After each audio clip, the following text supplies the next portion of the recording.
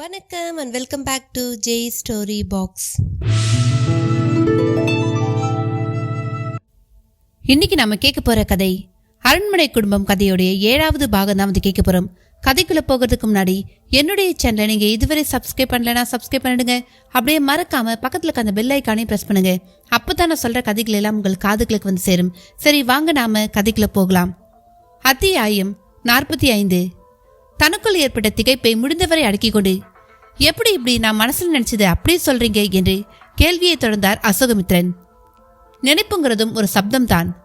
அதை பிறர் கேட்கணும்னு நினைக்கும்போது அனிச்சையா பேசி சொல்றோம்.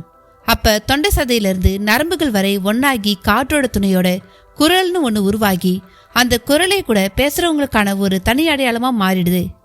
அந்த குரலை ஒரு காது கேட்கறது பெருசுல, மனக்குரலையும் கேட்கணும். அப்படி கேட்க யோக சக்தி வேணும். அது என்கிட்ட இருக்கு. அந்த யோக சக்தியால ஒரு செடியில பூ பூக்குற ஓசையை கூட கேட்க முடியும். அப்படி இருக்கும்பொழுது நீ மனசுல நினைக்கிறத என்னால சொல்ல முடியாதா என்ன? நீங்க சொல்ற அந்த யோக சக்தி உங்களுக்கு எப்படி கிடைச்சது? அது எல்லோருக்கும் கிடைக்குமா? தாராளமா. அது வெளியில எங்கேயோ இல்ல, இந்த உடம்புக்குள் தான் இருக்கு. அதை நீதான் முயற்சி செய்து அடையணும். முயற்சி செய்துனா யோகாசன பயிற்சிகள் மூலமாவா? அதுவும் ஒண்ணு.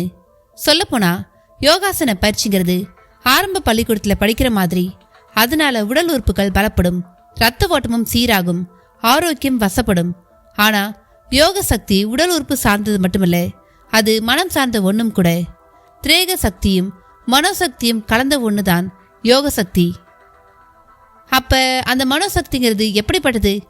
உனக்கு நான் வார்த்தையில சொல்லி புரிய வைக்கிறத விட செயல் மூலமா புரிய வைக்கிறது சிறப்புன்னு நினைக்கிறேன் என்ற மண்ணாங்கட்டி சித்தர் அருகில் சற்று தொலைவில் குவிக்கப்பட்டிருந்த ஒரு குப்பை கூலத்தை சில பல வினாடிகள் உற்று பார்க்க தொடங்கினார்.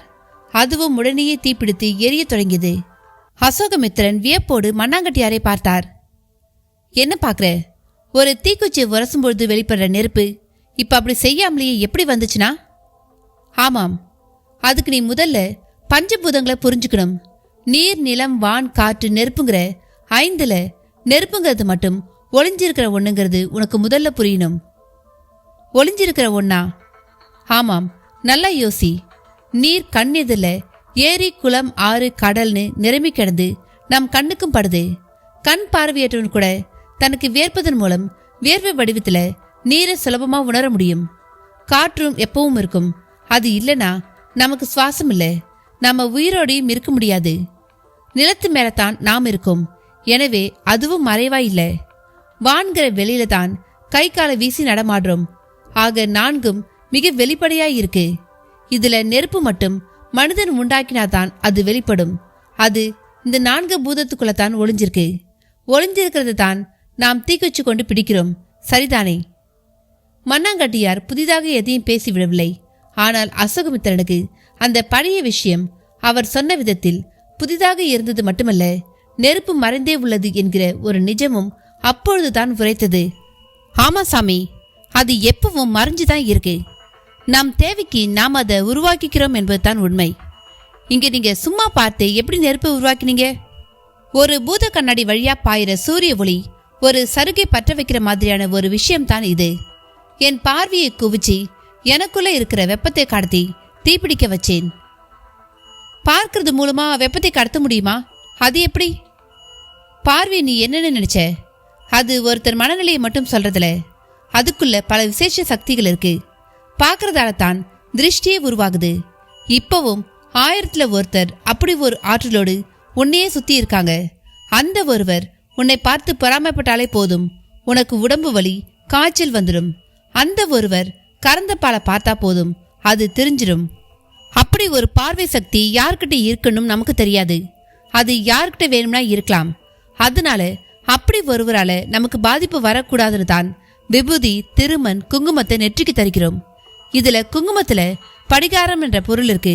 அதுக்கு திருஷ்டியை முறிச்சு திசை திருப்புற ஆற்றல் உண்டு. விபூதி முடிவான ஒண்ணு. அதாவது எல்லாமே எரிஞ்ச பிறகு சாம்பலாவது தானே இயற்கை, அதுதானே முடிவு. அந்த முடிவான ஒன்னையும் திருஷ்டியால எதுவும் செய்ய முடியாது. இந்த திருஷ்டியால வெறும் மண்ணையும் ஒன்றும் பண்ண முடியாது. மண்ணும் முடிவான ஒன்று தானே. இதனால தான் இவைகளை தருகிற ஒரு பழக்கம் ஒரு கலாச்சாரமா நம்ம முன்னோர்களால் உண்டாக்கப்பட்டது.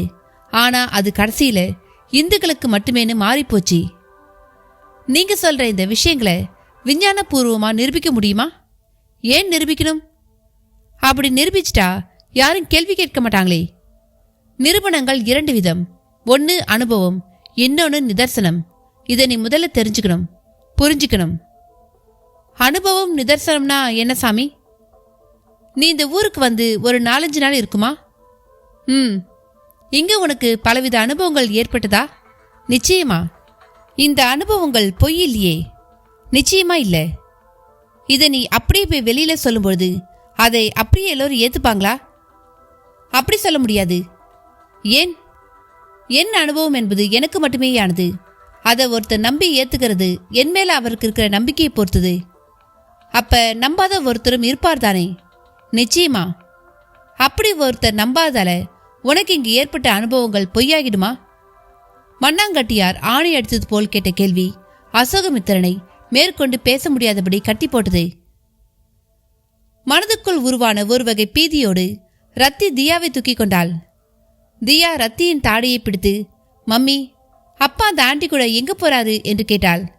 கண்கள் கலங்கிட, தெரியலையே கண்ணு என்றாள் ரத்தி. நீ ஏன் அழற? பயமா இருக்குடா. ஏன் பயப்படுற? உனக்கு சொன்னா புரியாது. நம்மளை சுத்தி பெருசா ஒரு சதி நடக்கிற மாதிரி தோணுது எனக்கு. சதினா? தியா, உனக்கு எதுவும் தெரிய வேண்டாம். உன் சின்ன மனசுக்குள்ள நான் ஒரு பயத்தை உருவாக்க விரும்பல.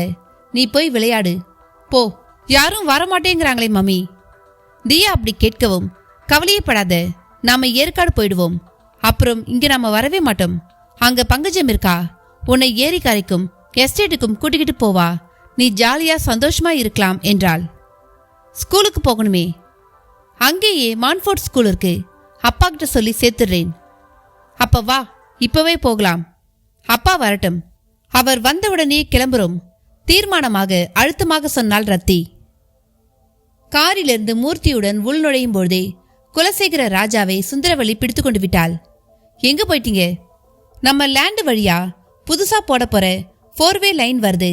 கவர்மெண்ட் அதை எடுத்துக்க போறாங்க. கிட்டத்தட்ட 12 ஏக்கர் நிலம் நம்ம அரண்மனை குடும்பத்தை விட்டு போக போகுது. அதான் டிஆர்ஓ கலெக்டர்னு பார்த்து பேசிட்டு வரேன். அதெல்லாம் போனா போகட்டும், நீங்க சாதிச்சிட்டீங்க. என்ன சுந்தரம், மருந்து வேலையை காட்டிடுச்சா? அந்த கேள்விக்கு நடந்த சகலத்தையும் சொல்லி முடித்தாள் சுந்தரவள்ளி. குலசேகர ராஜா முகமும் பாதரசத்தை பூசிக்கொண்டது போல் மாறிட்டு, பாஸ், நான் சொல்லல அந்த வாத்தியார் பழைய கில்லாடின்னு? எஸ், அவன் கில்லாடி மட்டுமில்ல, ஜித்தன். இதோ பாருங்க, இந்த பிடியை விட்டுறாம இத கல்யாணத்துல முடிக்கணும். என்ன நீ நாளைக்கே கல்யாணத்தை பண்ண சொல்லுவ போலிருக்கே. பொறு சுந்தரம். அதுவோ மாய மருந்து. எவ்வளோ நாள் வேலை செய்யும்னு யாருக்கு தெரியும்? கணேசனுக்கு தெளியறதுக்குள்ள முடிக்க வேண்டாமா?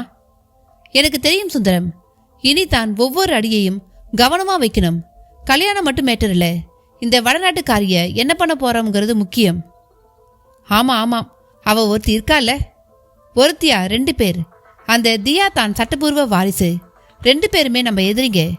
எங்கேயோ நாகாலாந்துல பிறந்த ஒரு காட்டுவாசி. அவளோட நேரம் இந்த அரண்மனை குடும்ப மருமகளாகிட்டா. அவளை அழிக்கிறது தெரியாம அழிக்கணும். அழிச்சிடலாம் பாஸ். அதுக்கும் வாத்தியாரே ஏதாவது வழியை காட்டுவார். இடையில் புகுந்த மூர்த்தி சொன்ன கருத்து குலசேகரர் தாடியை தடவ செய்தது. என்ன பாஸ், வாத்தியாரால முடியுமான்னு டவுட்டா இருக்கா? இல்ல மூர்த்தி, இதுக்கே 20 கோடி கேட்டவன் அதுக்கு இன்னும் பல கோடியில கேட்பான். ஆமாம் பாஸ், அதுல சந்தேகமில்ல. அவ்வளோ பணத்துக்கு நான் இப்ப எங்க போக? இங்க நாங்களே ஒட்டிக்கிட்டே கிடக்கிறோம். அப்ப இப்ப 20 கோடி தரணுமே, அதுக்கு என்ன பண்ண போறீங்க பாஸ்? இப்பொழுதைக்கு இங்க நடக்கிற எதுவும் அந்த வாத்தியாருக்கு தெரிய வேண்டாம் மூர்த்தி. நம்ம டார்கெட் இப்ப மஞ்சு கல்யாணம் மட்டும்தான். அதை முதல்ல முடிப்போம் பாஸ். அப்படியெல்லாம் அவனை நாம ஒதுக்கிட முடியாது. அவன் இப்ப கூட நம்மள கவனிக்கிறது தெரியாம கவனிச்சுட்டே இருப்பான். பயமுறுத்தாத மூர்த்தி. அவனை நீ கல்யாணம் மாதிரி சமாளி. அது பெரிய விஷயம் இல்ல. ஆனா கல்யாணத்தின் போது நான் பேசின மாதிரி பணத்தை கொடுத்துடணும் பாஸ். பார்ப்போம். அப்படி சொல்லாதீங்க, கட்டாயம் கொடுத்துடணும், இல்ல விபரீதமாயிடும். சரி, நீ போய் நம்ம லேண்ட் ஒர்க்கை பார், நான் பார்த்துக்கிறேன். குலசேகர ராஜா மூர்த்தியை வேகமாக கத்தரிப்பது சுந்தரவலிக்கு புரிந்தது. அது மூர்த்திக்குமே புரிந்தது. மூர்த்தி விலகவும் சுந்தரவலி குலசேகரரை ஒரு மாதிரி பார்த்தாள். என்ன சுந்தரம் அப்படி பார்க்கற? என்னங்க, இந்த வாத்தியாருக்கு பணம் கொடுக்க உங்களுக்கு விருப்பம் இல்லையா? மிக நறுக்கலாக கேட்டாள் சுந்தரவலி. நீ என்ன நல்லா புரிஞ்சு வச்சிட்டு இருக்க சுந்தரம். 20 கோடி ரூபாய ஒரு பங்கர பயலுக்கு தூக்கி கொடுக்க யாருக்கு சுந்தரம் மனசு வரும்? அது சரிங்க, ஆனா அவனால தான் நமக்கு இப்ப நல்லது நடக்க தொடங்கியிருக்கு. அது வாஸ்தவம் தான். அதுக்காக அவன் இழுப்புக்கு நான் இப்ப போயிட்டா அது நமக்கு தான் பெரிய ஆபத்து. இதுல ஆபத்து எங்கெங்க இருக்கு? பைத்தியக்காரி, மிளகு உருண்டை சைஸ்ல 4 உருண்டையை கொடுத்து கணேசராஜாவை விழ வச்சனுக்கு நானும் நீ ஏமாத்திரம். அதனால இப்ப என்ன எதுவும் கேட்காத. எதை எப்பப்ப செய்யணும்னு எனக்கு நல்லா தெரியும். குலசேகர ராஜா சொல்லிவிட்டு மைத்ரரான கைலாச ராஜாவையும் சகோதரியான கஸ்தூரியையும் நோக்கி சென்றார். இருவரும் தங்கள் தனி அறையில் புதிதாக வடிவமைக்கப்பட்டிருந்த ஒரு பெரிய திரையில் மிதமான ஏசிக்கு நடுவில் சோஃபாவில் புதைந்த நிலையில் பழைய அன்பேவா திரைப்படத்தை பார்த்து கொண்டிருந்தனர். குலசேகரர் வரவும் காட்சி ஃப்ரீஸ் ஆனது. வாயா, டிஆர்ஓ கலெக்டர் எல்லாம் பொறுப்பா நடந்துக்கிட்டாங்களா? அதெல்லாம் ஒரு பிரச்சனையும் இல்லாதான். அது முடிஞ்ச மாதிரி தான். நம்ம நிலத்துக்குள்ள ரோடு போறதால நமக்கு பெரிய லாபமும் கூட. ரோடு போக மீதி உள்ள இடத்துல ஹோட்டல், பெட்ரோல் பங்க்னு வாடகைக்கு விட முடியும். இடத்து மதிப்பும் ரோடு ஆலை கிட்டத்தட்ட 20 மடங்கு கூடிடுச்சு நினைச்சேன். அப்புறம் நம்ம கணேசனை கவனிச்சிருப்பீங்கன்னு நினைக்கிறேன். கவனிச்சோம். மஞ்சுவோட எங்கேயோ கிளம்பி போனான். சந்தோஷமா போனாங்க. எங்களுக்கு ஒண்ணுமே புரியல. இதுல புரிய என்ன இருக்காத்தான். கணேசுக்கு மஞ்சு மேல இப்பதான் ஒரு காதல் உண்டாயிருக்கு. காதலா? விதிர்த்தார் கைலாசராஜா. ஆமா அத்தான், கட்டிப்பிடிச்சு முத்தமெல்லாம் கொடுத்தா. அப்ப அதானே அளந்து விடவும் தொடங்கினார் குலசேகரர். என்னையா சொல்ற? நாங்க பேசினப்ப நெருப்பா கக்குன கணேசனா முத்தமெல்லாம் கொடுத்தாங்கிற? ஆமா அத்தான், நாங்க கண்ணால பார்த்தோம். எப்படியா? அப்படி என்ன சொக்குப்படி போட்டா மஞ்சு? அவ போடல, நான் போட்டேன். நீ போட்டியா? அத்தான், ரொம்ப நோண்டாதீங்க. மஞ்சுவுக்கும் கணேசுக்கும் கல்யாணம் நடக்கணுமா வேண்டாமா? அதான் கனவா போச்சே. கனவுல நனவாக போகுது. நீங்க கொஞ்சம் ஒத்துழைச்சா போதும். நாங்க தான் எப்பவும் தயாரா இருக்குமே. ஆமா, நீ சொல்றதெல்லாம் நிஜம்தானே? எதுவும் கண்கட்டு இல்லையே? கொஞ்சம் கண்கட்டு தான் அத்தான். ஆனா அது அவிழத்துக்குள்ள காரியங்களை நாம முடிக்கணும். புடுகமாவே பேசுறியே, புரியும்படி சொல்லுமையா. கைலாச ராஜா கேட்டிட குலசேகரரும் மாரப்ப வாத்தியார் சந்திப்பை அப்படியே சொல்ல தொடங்கினார். அத்தியாயம் 46. மண்ணாங்கட்டியார் முன்னால் அசோகமித்திரனிடம் ஒரு வகை மௌனம். மௌனத்திற்கு பல பொருள் உண்டு. அதில் பெருஞ்சப்தம் என்பதும் ஒன்று. மௌனம் அதிகமாகும் பொழுதுதான் ஒருவன் ஞானத்தை நோக்கி நகரத் தொடங்குகிறான்.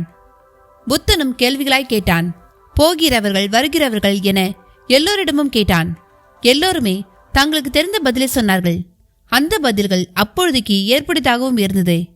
குறிப்பாய் தாசி ஒருத்தியிடம், உன் தொழில் இழித்தொழில் அல்லவா என்று கேட்ட கேள்விக்கு அவள் அளித்த பதிலால் அயர்ந்தே போய்விட்டான் புத்தன். இது எப்படி இழித்தொழிலாகும்? நாம் கூடும்பொழுது நீயே மகிழ்கிறாய், நானும் மகிழ்கிறேன். இது உடல் நமக்கு அளித்திருக்கும் வாய்ப்பு. இதை பயன்படுத்தி மகிழத்தானே செய்தோம். இதில் எது குறைந்து போனது? யாருக்கு இதனால் என்ன கேடு நேரிட்டது என்ற அவள் கேள்வி புத்தனை லேசாக கட்டி போட்டது. நான் மகிழ்ச்சியை வாரி வழங்குபவள். இந்த மகிழ்ச்சியும் நாம் வாழ்நாள் முழுக்க அனுபவத்திலே கிடைக்காது. இளமையில்தான் இதனை அனுபவித்து தூய்க்க முடியும். இந்த தருணத்தை விட்டுவிடுவதா புத்திசாலித்தனம்? புத்தி எதற்கு உள்ளது? நம்மை நாம் சந்தோஷமாக வைத்துக் கொள்ளத்தானே என்கிற அவளின் அடுத்த கேள்வி புத்தனை மேலும் கட்டி போட்டாலும் ஒரு கேள்வி எழாமல் இல்லை. அப்படியானால் இந்த உலகம் எதனால் இத்தனை மகிழ்வு தரும் உங்களை வேசி என்று இகழ்கிறதே என்கிற கேள்விதான் அது. அது உடல் தாழ்ந்தவர்கள் சொல்வது. பொறாமையும் ஆத்திரமும் அதன் பின்னால் உள்ளது. அதை பொருட்படுத்தக்கூடாது. உலகில் எந்த ஒரு கருத்துக்கும் மாற்று கருத்து இருக்கும். இதை புரிந்து கொண்டு அப்படிப்பட்ட கருத்துடையவர்களை கடந்துவிட வேண்டும். அந்த தாசி புத்தரை அன்று முற்றாக கட்டி போட்டு விட்டாள். புத்தரும் காமம் பிழையில்லை, அது ஒரு வாய்ப்பு என்று அன்று நம்ப தொடங்கினார். ஆனால் தன் நெடிய யாத்திரையில் தாய் தந்தை யார் என்றே தெரியாத ஒரு வாலிபனை சந்தித்த பொழுதுதான் காமம் கட்டுப்பாடின்றி போனால் அது உயிர் பிழையில் முடியும் என்பது புரிந்தது. என் தாய் ஒரு விபச்சாரி. நான் யாருடைய உறவால் பிறந்தேன் என்பதே அவளுக்கு தெரியவில்லை. இனியும் எனக்கு அது தெரிய போவதில்லை. நான் அடையாளங்கள் அற்றவன், விலங்குக்கு ஒப்பானவன், ஆனால் தோற்றத்தில் மனிதன் என்று அவன் கூறியது புத்தரை குத்தி கிழித்து விட்டது.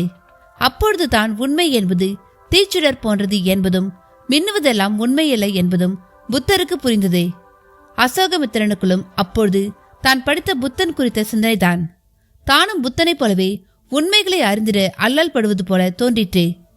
என்ன, என் பதில் உன்னை புத்தனை சிந்திக்க வச்சிருச்சா என்று இடைவெட்டி சரியாக கேட்டார் மண்ணாங்கட்டியார். ஆமா சாமி, உங்க கேள்வி எனக்கு பல கேள்விகளை எழுப்பிடுச்சு. என் எல்லா அனுபவங்களையும் நான் யாருக்கும் நிரூபிக்க முடியாது. அது எனக்கு மட்டுமே ஆனது. இதுதான் முடிவான உண்மை. அது உனக்கு புரிஞ்சா போதும். அப்புறம் எதையும் யாருக்கும் நிரூபிக்க நினைக்காதே. அது ஆணவம். தப்பா எடுத்துக்காதீங்க. அது எப்படி ஆணவம் ஆகும்? உண்மை இதுதான் புரிய வைக்கிறது ஒரு செயல்தானே அது. இப்படி நினைச்சுதான் நாம் தப்பு பண்றோம். எப்பவும் அனுபவங்களை மட்டும் யாருக்கும் புரிய வைக்கவே முடியாது. நிதர்சனங்கள் வேற, அனுபவம் வேற. அப்ப இங்க உங்களாலும் எனக்கு எதையும் புரிய வைக்க முடியாதா? இப்போதான் நீ சரியான கேள்வியை கேட்டிருக்க. பள்ளிக்கூடத்துல முதல்ல எண்ணையும் எழுத்தையும் சொல்லி தருவாங்க. அப்புறமா பாடங்களை சொல்லி தருவாங்க. அப்படி படிச்ச நம்ம படிப்புக்கும் வாழ்க்கைக்கும் நேரா ஏதாவது தொடர்பு உண்டா? இல்ல பாக்குற வேலைக்கும் அதற்கும் தான் ஏதாவது தொடர்பு உண்டா? அதனால் இங்க என் மூலமா நீ தெரிஞ்சுக்க போற விஷயங்களும் அப்படித்தான். நான் உனக்கு கைதான் காட்ட முடியும். கை காட்டி மரம் மாதிரி. மரம் கூட வராது, நீதான் போகணும். இப்படி நாம எவ்வளோ பேசினாலும் எனக்கு புரிய போறதில்ல சாமி. தயவு செய்து என் கேள்விகளுக்கு பதில் சொல்லுங்க, அது போதும். அசோகமித்திரன் அலுப்போடு கேட்ட கேள்விக்கு சற்று சிரித்துவிட்டு சரி கேள் என்றார் மண்ணாங்கட்டியார்.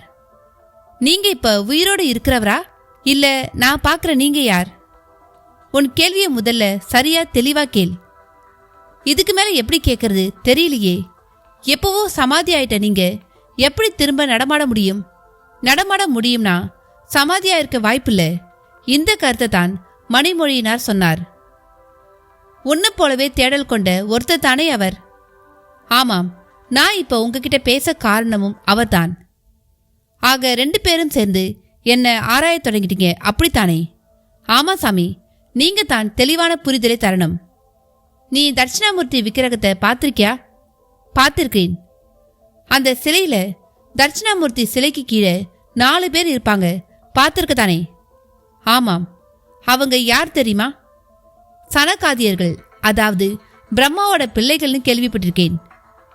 அவங்க ஏன் தட்சிணாமூர்த்தியான சிவபெருமான் கிட்ட போனாங்கன்னு தெரியுமா? புராணங்கள்ல எனக்கு பெருசா ஈடுபாடோ நம்பிக்கையோ இல்லை. அதனால எனக்கு அதை பற்றி பெருசா தெரியாது. நல்லது, நான் சொல்றேன், இப்ப கேட்டுக்கோ. அது ஒரு ஞானோபதேச காட்சி. சனகாதியர்கள் அங்க மாணவர்கள். சிவன் தான் குரு. சிவன் சின்முத்திரை காட்டி மௌனமா உபதேசம் செய்கிறார். நல்லா கேட்டுக்கோ, பேசி இல்ல, மௌனத்தால. ஏன் தெரியுமா?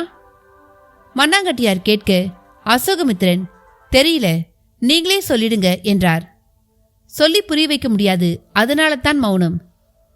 சொல்லியே புரியாதது மௌனத்தால புரிஞ்சிடுமா? உனக்கு அது போக போக புரியும் பார். எப்படி கேட்டாலும் எவ்வளோ பேசினாலும் இப்படியே பதில் சொன்னா எப்படி சாமி? சரி, நீ இனி அனுபவங்களுக்கு தயாராகு. அதுக்கு உன் உடம்பும் தயாராகணும். ஆனா அது தயாராகணும்னா என் ஆயுள் உனக்கு தேவை. அதுக்கு இப்ப காலம் இல்ல. நான் என் சக்தியை உனக்கு தரேன். இனி நீ சாமானிய அசோகமித்திரன் இல்ல, மண்ணாங்கட்டி அசோகமித்திரன் என்று எழுந்த மண்ணாங்கட்டியார் அசோகமித்திரன் தலைமேல் தன் ஒரு காலை தூக்கி வைத்தார். குலசேகர ராஜா கைலாச ராஜாவிடம் மாரப்ப வாத்தியார் பற்றி சொல்ல சொல்ல கைலாச ராஜாவும் சரி, கஸ்தூரியும் சரி, இமைக்க கூட மறந்து போனார்கள். அந்த வசிய மருந்துக்கு 20 கோடி ரூபாய் விலை என்பதை மட்டும் குலசேகர ராஜா கைலாச ராஜாவிடம் சொல்லவில்லை. அது தேவையில்லாத பல கேள்விகளை எழுப்பும் என்பதால் அதை மட்டும் தவிர்த்துவிட்டு நடந்தவைகளை கூறி முடிக்கவும் இருவரும் முறைந்தே போய்விட்டனர். என்னாத்தான், நான் சொன்னதையெல்லாம் நம்ப முடியலையா? இல்ல நான் எப்படியோ சாதிச்சிட்டேன் என்கிற பிரமிப்பா என்கிற கேள்வியால் அவர்கள் இருவரையும் கலைக்கவும் செய்தார். நீ இப்படி ஒரு வழியில போவேன்னு நான் எதிர்பார்க்கல குலசேகரா. ஆமா, இப்பவும் இப்படிப்பட்ட ஆட்கள் இருக்காங்களா என்று கைலாச ராஜாவும் கலைந்தார். என்னாத்தான், நீங்க டிவி பாக்குறீங்க தானே? பார்க்காம? அதுல குபேர விளக்கு, அதிர்ஷ்ட மோதிரம், வாஸ்து எந்திரம்னு எத்தனை விளம்பர நிகழ்ச்சிங்க பார்த்துருக்கீங்க தானே? அதுக்கு என்ன? என்னாத்தான் அதுக்கு என்னன்னு கேக்குறீங்க? அதுலயே இப்ப மலையாள பிரசனம் பார்த்து பலன் சொல்றதும் வந்துருச்சு. நீங்க வீட்டுல இருந்துகிட்டே போன்ல உங்க பிரச்சனையை சொன்னா போதும், உடனே சோழி குலுக்கி போட்டு பார்த்து உங்களுக்கு பலன் சொல்லிடுறாங்க. புழுகிற கூட்டம் டிவியையும் விடலன்னு சொல்லு. அதை நம்பவும் ஆட்கள் இருக்க தானே இதற்கு காரணம். நீ எப்படி நம்பின? நம்ப வச்சானே அத்தான். இதோ ஆளானப்பட்ட நம்ம கணேஷை மனம் மாறிடுத பாக்குறோமே, அங்கத்தான் எனக்கு மிடிக்குது. இதை எப்படி எடுத்துக்கிறதுனே தெரியல எனக்கு. அத்தான், உங்க சந்தேகம் ஒரு பக்கம் இருக்கட்டும். நம்ம கணேஷ் மனம் மாறி இருக்கிற இந்த சமயத்தை பயன்படுத்தி இதை எப்படியாவது கல்யாணத்துல முடிச்சிடணும் அத்தான். கணேஷ் மாறிட்டா மட்டும் ஆச்சா? இந்த வடக்கத்துக்காரி சம்மதிக்க வேண்டாமா? இப்ப அதுதான் அத்தான் நம்ம முன்னால் இருக்கிற ஒரே விஷயம். இவனுக்கு மருந்து கொடுத்த மாதிரி அவளுக்கும் கொடுத்து நம்ம பேச்சை கேட்க வைக்க முடியாதா? அதுக்கு நான் என்ன பண்ணணுமோ பண்றேன் அத்தான்.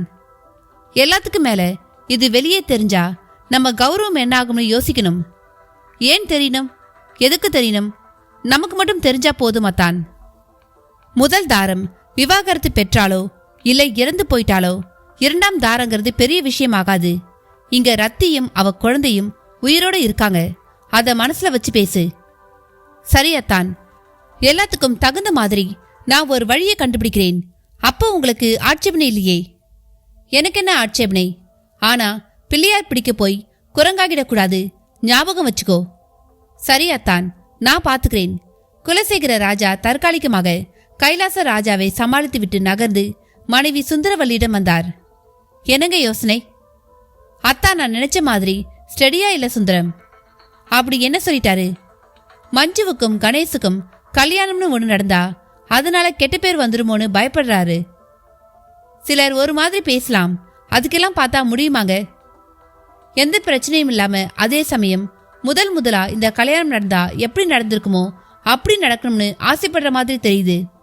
அது எப்படிங்க முடியும்? முடிக்கணும் சுந்தரம். அதான் எப்படிங்க? இப்ப என்ன எதுவும் கேட்காத, போக போக பார். பாத்துங்க, இப்படி ஒரு சந்தர்ப்பம் நமக்கு திரும்ப கிடைக்காது. தெரியும் சுந்தரம் என்ற குலசேகரர் அடுத்து மஞ்சுக்கு தான் போன் செய்தார். அவளும் லைனில் வந்தாள். அப்பா, எங்கம்மா இருக்க? பேசலாமா? தியேட்டர்ல படம் பார்த்துட்டு இருக்கேன்பா. என்னப்பா திடீர்னு? கணேஷ் கூட இருக்கானா? ஆமாம். என்ன விஷயம்பா? எல்லாம் நல்லா போயிட்டு இருக்கு தானே? நல்லா போயிட்டு இருக்குனா புரியல. என்னம்மா நீ? கணேஷ் நல்லா பிரியமா இருக்கானா? ஓ அதுவா, சூப்பர்ப்பா. ஆனா இப்ப எதுவும் பேச வேண்டாம். நான் வீட்டுக்கு வந்ததுக்கு பிறகு விவரமா சொல்றேன். விட்டாதம்மா, அது சொல்லத்தான் கூப்பிட்டேன். விட்டா உயிரை விடுவேன், அத்தான விட மாட்டேன். நீ போன வை. அவள் சொன்ன விதம், அந்த உறுதி எல்லாமே குலசேகர ராஜா முகத்தில் ஒரு மகிழ்ச்சியை உருவாக்கிற்று. அதை பார்த்தபடி இருந்த சுந்தரவலியும், என்னங்க, என்ன சொல்றா நம்ம பொண்ணு என்றாள். எல்லாம் கரெக்டா போயிட்டு இருக்கு சுந்தரம். மஞ்சுவும் தெளிவா இருக்கா. சரி, அடுத்து என்ன பண்ண போறீங்க? இந்த வடநாட்டுக்காரிய கட்டி போடணும், இல்ல கதையை முடிக்கணும். பாத்துங்க, எதை செஞ்சாலும் கவனமா செய்யுங்க. சுந்தரவலியின் எச்சரிக்கையோடு புறப்பட்டார். சேர்வராயன் மலையின் முகட்டு மண்டப்பாறை குகை பகுதி. குகைக்கு மேல் தட்டையான பாறை மேல் அமர்ந்து ஆடுபுலி ஆட்டம் ஆடிக்கொண்டிருந்தனர் போதிமுத்துவும் ஜல்லியும். அப்பொழுது போதிமுத்துவின் செல்போனில் அமட்டல். நம்பரை பார்க்கவுமே அந்த அரண்மனைக்காரன்தான் என்றபடி காதில் வைத்தான் போதிமுத்து. நான் தான் பேசுறேன். தெரியுது. என்ன எல்லாம் நல்லபடியா முடிஞ்சிச்சா? கொடுக்க வேண்டியதை கொடுத்துட்டோம். அது எப்படி வேலை செய்யுதுன்னு இனி போக போகத்தான் தெரியும். அது போகட்டும், நான் இப்ப வாத்தியார் கூட பேசணுமே. கொஞ்சம் இருங்க, வாத்தியார்கிட்ட தரேன். போதி எழுந்து குகைக்குள் எதையோ காய்ச்சி கொண்டிருந்த மாரப்ப வாத்தியாரிடம் போனை கொடுத்தான். சொல்லியா பெரிய மனுஷா, மருந்து வேலை செய்ய ஆரம்பிச்சிடுச்சு போல. அது தெரியல. என் பொண்ணும் மருமகனும் வெளியே போயிருக்காங்க, வந்தாதான் தெரியும். நீ எம காதகன்யா, எப்பவும் உள்கணக்கோடையே பேசுறியே. சரி, என்ன விஷயம் சொல்லு. என் மருமகன் மனசு மாறிட்டா ஆச்சா? அவன் பொண்டாட்டி வழி விடணும்ல. ஓ, இப்போ உன் பிரச்சனை அதுவா? ஆரம்பத்திலிருந்தே அதானே என் பிரச்சனை. அதான் சொன்னனே, புருஷன் போக்கு பிடிக்காம தற்கொலை பண்ணிக்கிட்டான்னு விஷயத்த முடியுன்னு. அவ பண்ணிக்கணுமே. அப்ப அவ கதையை என்ன கொண்டே முடிக்க சொல்ற. அது தற்கொலையாவும் இருக்கணும், அப்படித்தானே? ஆமாம், என் மருமக பிள்ளைக்கு மருந்து வச்ச மாதிரி அவளுக்கும் ஏதாவது இருக்கும்ல. ஏன் இல்லாம? ஆனா இதுக்கு தனி ரேட்டு. இத பார், இவ சாகனம். என் மருமகன் என் மக கழுத்துல தாலியை கட்டணும். அதுக்காக நீ எவ்வளோ கேட்டாலும் தரேன். அவ சாக என்ன வழி? ராத்திரி அன்னைக்கு மாதிரியே வழுக்கு பாறைக்கு வா, எல்லாத்தையும் நேர்ல சொல்றேன்.